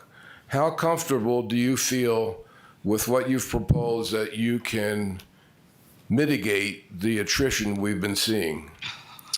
I'm going to back my boss. We know from research, and I actually have some great research articles talk about police hiring and recruiting. Pay is an important thing, and what we're aiming to do here is put our city and our community at the top of the menu. When we want people want to come here, that's the thing they're going to look at first. And so it's pay and benefits, and getting really creative with what kind of benefits we can offer is also an important piece of that puzzle. I am confident, that we're going to make an impact. I really am. I think we're as aggressive as we possibly could be with this, trying to be as creative as we possibly can be. And I'll look forward to reporting back and let you know how we're doing. You've been sitting in the back of the room since the start of this meeting. You've seen that I've taken issue with some budgets, but in your case, I would say, why don't you ask for more? Uh-oh. Yeah. Speaking of more, that's a pretty eye-popping number for the evidence and facility and substation, 48 million. Approximately. Can you explain to us what is it at that facility that makes it so costly? So again, the cost escalations with inflation is a huge part. But the other thing is, I mentioned earlier that we really want to take our time planning this. And as we first, took a swipe at this 3 years ago when we began these conversations, we really were looking at property and evidence as our immediate need. But as we looked at the piece of property we had, and we really looked at what our future needs are going to be for our police department, we recognized that we are, right now, we're outgrown in the building we have now. We're adding 16 new police officer positions. I don't have a place for them to be. My locker rooms are busting at the seams. Every closet that I can turn into an office has been turned into an office. And we also want to enhance our response time. So if you remember a couple weeks ago when I came and talked to you about our response times improved by about 30 seconds. And so we took a look at the city of Prescott geographically. We don't respond in the same way that the fire department does. Most of our people are mobile, but what we know is that we're growing to the north. So we wanted to find some place that was a little bit further to the north that would allow for a quicker response to what we know as high call volume areas, highways, shopping centers, those kinds of things, and what that would mean for our community in terms of response times. And so the property that we have and where we are going to build that building, we anticipate not only moving property and evidence, but also our traffic safety division, which is currently housed on Virginia Street, as well as our entire patrol bureau. So what that will allow us to do is improve that response time, continue to grow and house them in a building that's modern and up to date, but also keep some of our central services in our downtown location, which will remain. So a place for our community to go. They're familiar with where the police department is. It's great that we're in downtown Prescott, but we want to move those other services further out there. So the building has grown a bit, and we were able to reallocate and, like I said, reprogram some of that money so that we would be able to, cover our tab, as Lars likes to do that. Okay. All right. Thank you. Let's see. Lois? Thank you. I feel like I already made all my comments up front, so I'm not going to say it again. But my question is regarding, there's been lots of rumors out there in social media land that this budget is laden with more cameras and all sorts of stuff. And I go through the capital plan and I'm not seeing it. So am I missing something? No. We are finishing out some contracts with some of our safety equipment, but nothing. I don't have the line items in front of me, but the cameras. I do, and I don't see it. So Body-worn cameras. Right. So the normal stuff. Normal stuff that we've already included. No eyes in the skies. Budgets. Expansions. We're finishing out specifically our LPR camera contract. Right. So yes. But I'm not seeing it in the capital for the future. no more growth with that program. Very good. Thank you. You're welcome. Any other comments? Okay, all right. Thank you, Chief. Well, Mayor and Council, that was all the departments we had on today's workshop. I appreciate your time and attention. And we've had some follow-up questions that we'll come back with answers for you on at the next workshop. Okay, before we go, we have some public comment, I believe. We do, yes. Our first one is Chad DeVries.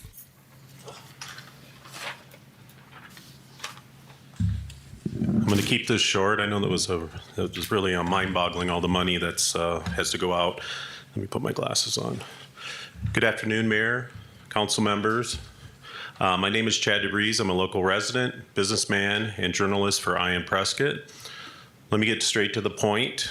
This is about accountability to the taxpayer.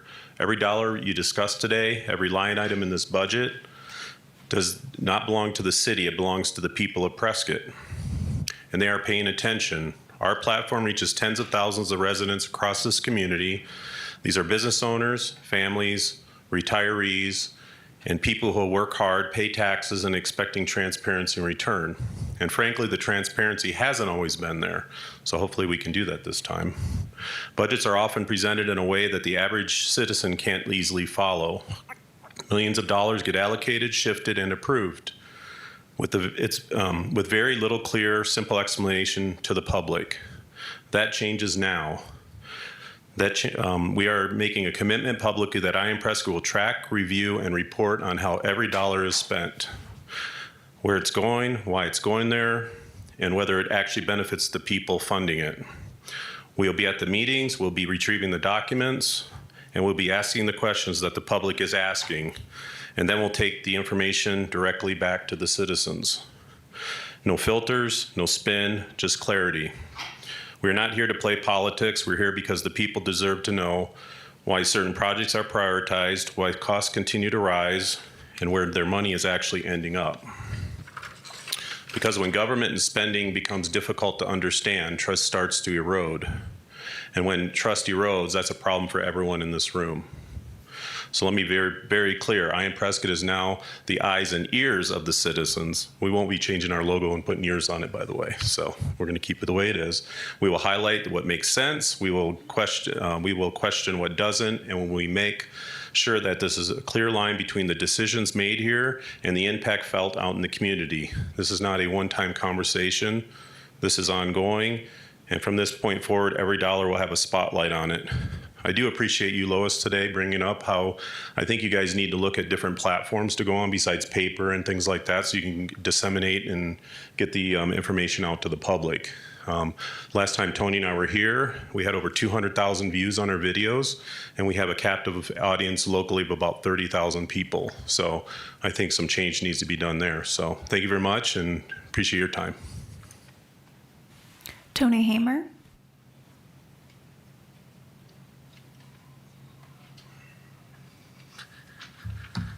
Mayor and Council, thank you for the opportunity. Great perspective and a framework from Chad for us to all think about, but we at I Am Prescott are determined to influence where the community is going and understand what the community wants. Our good friend Mr. Gambogi always talks about the 2023 community survey, and that certainly is a good one. And I was so pleased to hear today that we're going to bring that up to date. So I think that's extremely good. Let me compliment Dallin and Mark and Lars in terms of what we've been hearing and what we're teed up to hear here. I think we've got a evolution of the budgeting process, which is good for everybody. As a community, we can see best practices being used in terms of a clear process, which often wasn't the case. Linkage to strategic goals as developed by you in January. heading towards structural balance in terms of the budget, stakeholder engagement, both department heads and residents, and maybe we can do a little bit more with the residents because we didn't have too many people today. A longer term view, a glimpse at the 3 to 5 to 7 year forecasts. And that's very important for people living here. And now we need to think about just how we can refine the budget based on feedback today. Obviously, in the court area, we had some problems and certainly needs to be addressed. So I really appreciate where we're going, but I would be remiss if I did not add 3 points of needs improvement. A clear definition of assumptions in the budget. There's been obviously some thought put to that, but for those to be straight up front for everybody in terms of what are the assumptions 30 on seconds. revenue. Thank you. An acknowledgement of legal liabilities and expenses. We have over $200 million sloshing around out there. And finally, attention to those 2 clear community requirements, and that is around health and wellness, and it's the economy, stupid. Who said that, Ted? Slick Willie. James Carville. Thank you. That's all, Mayor. Okay, if there are any more comments, this meeting is adjourned. Thank you.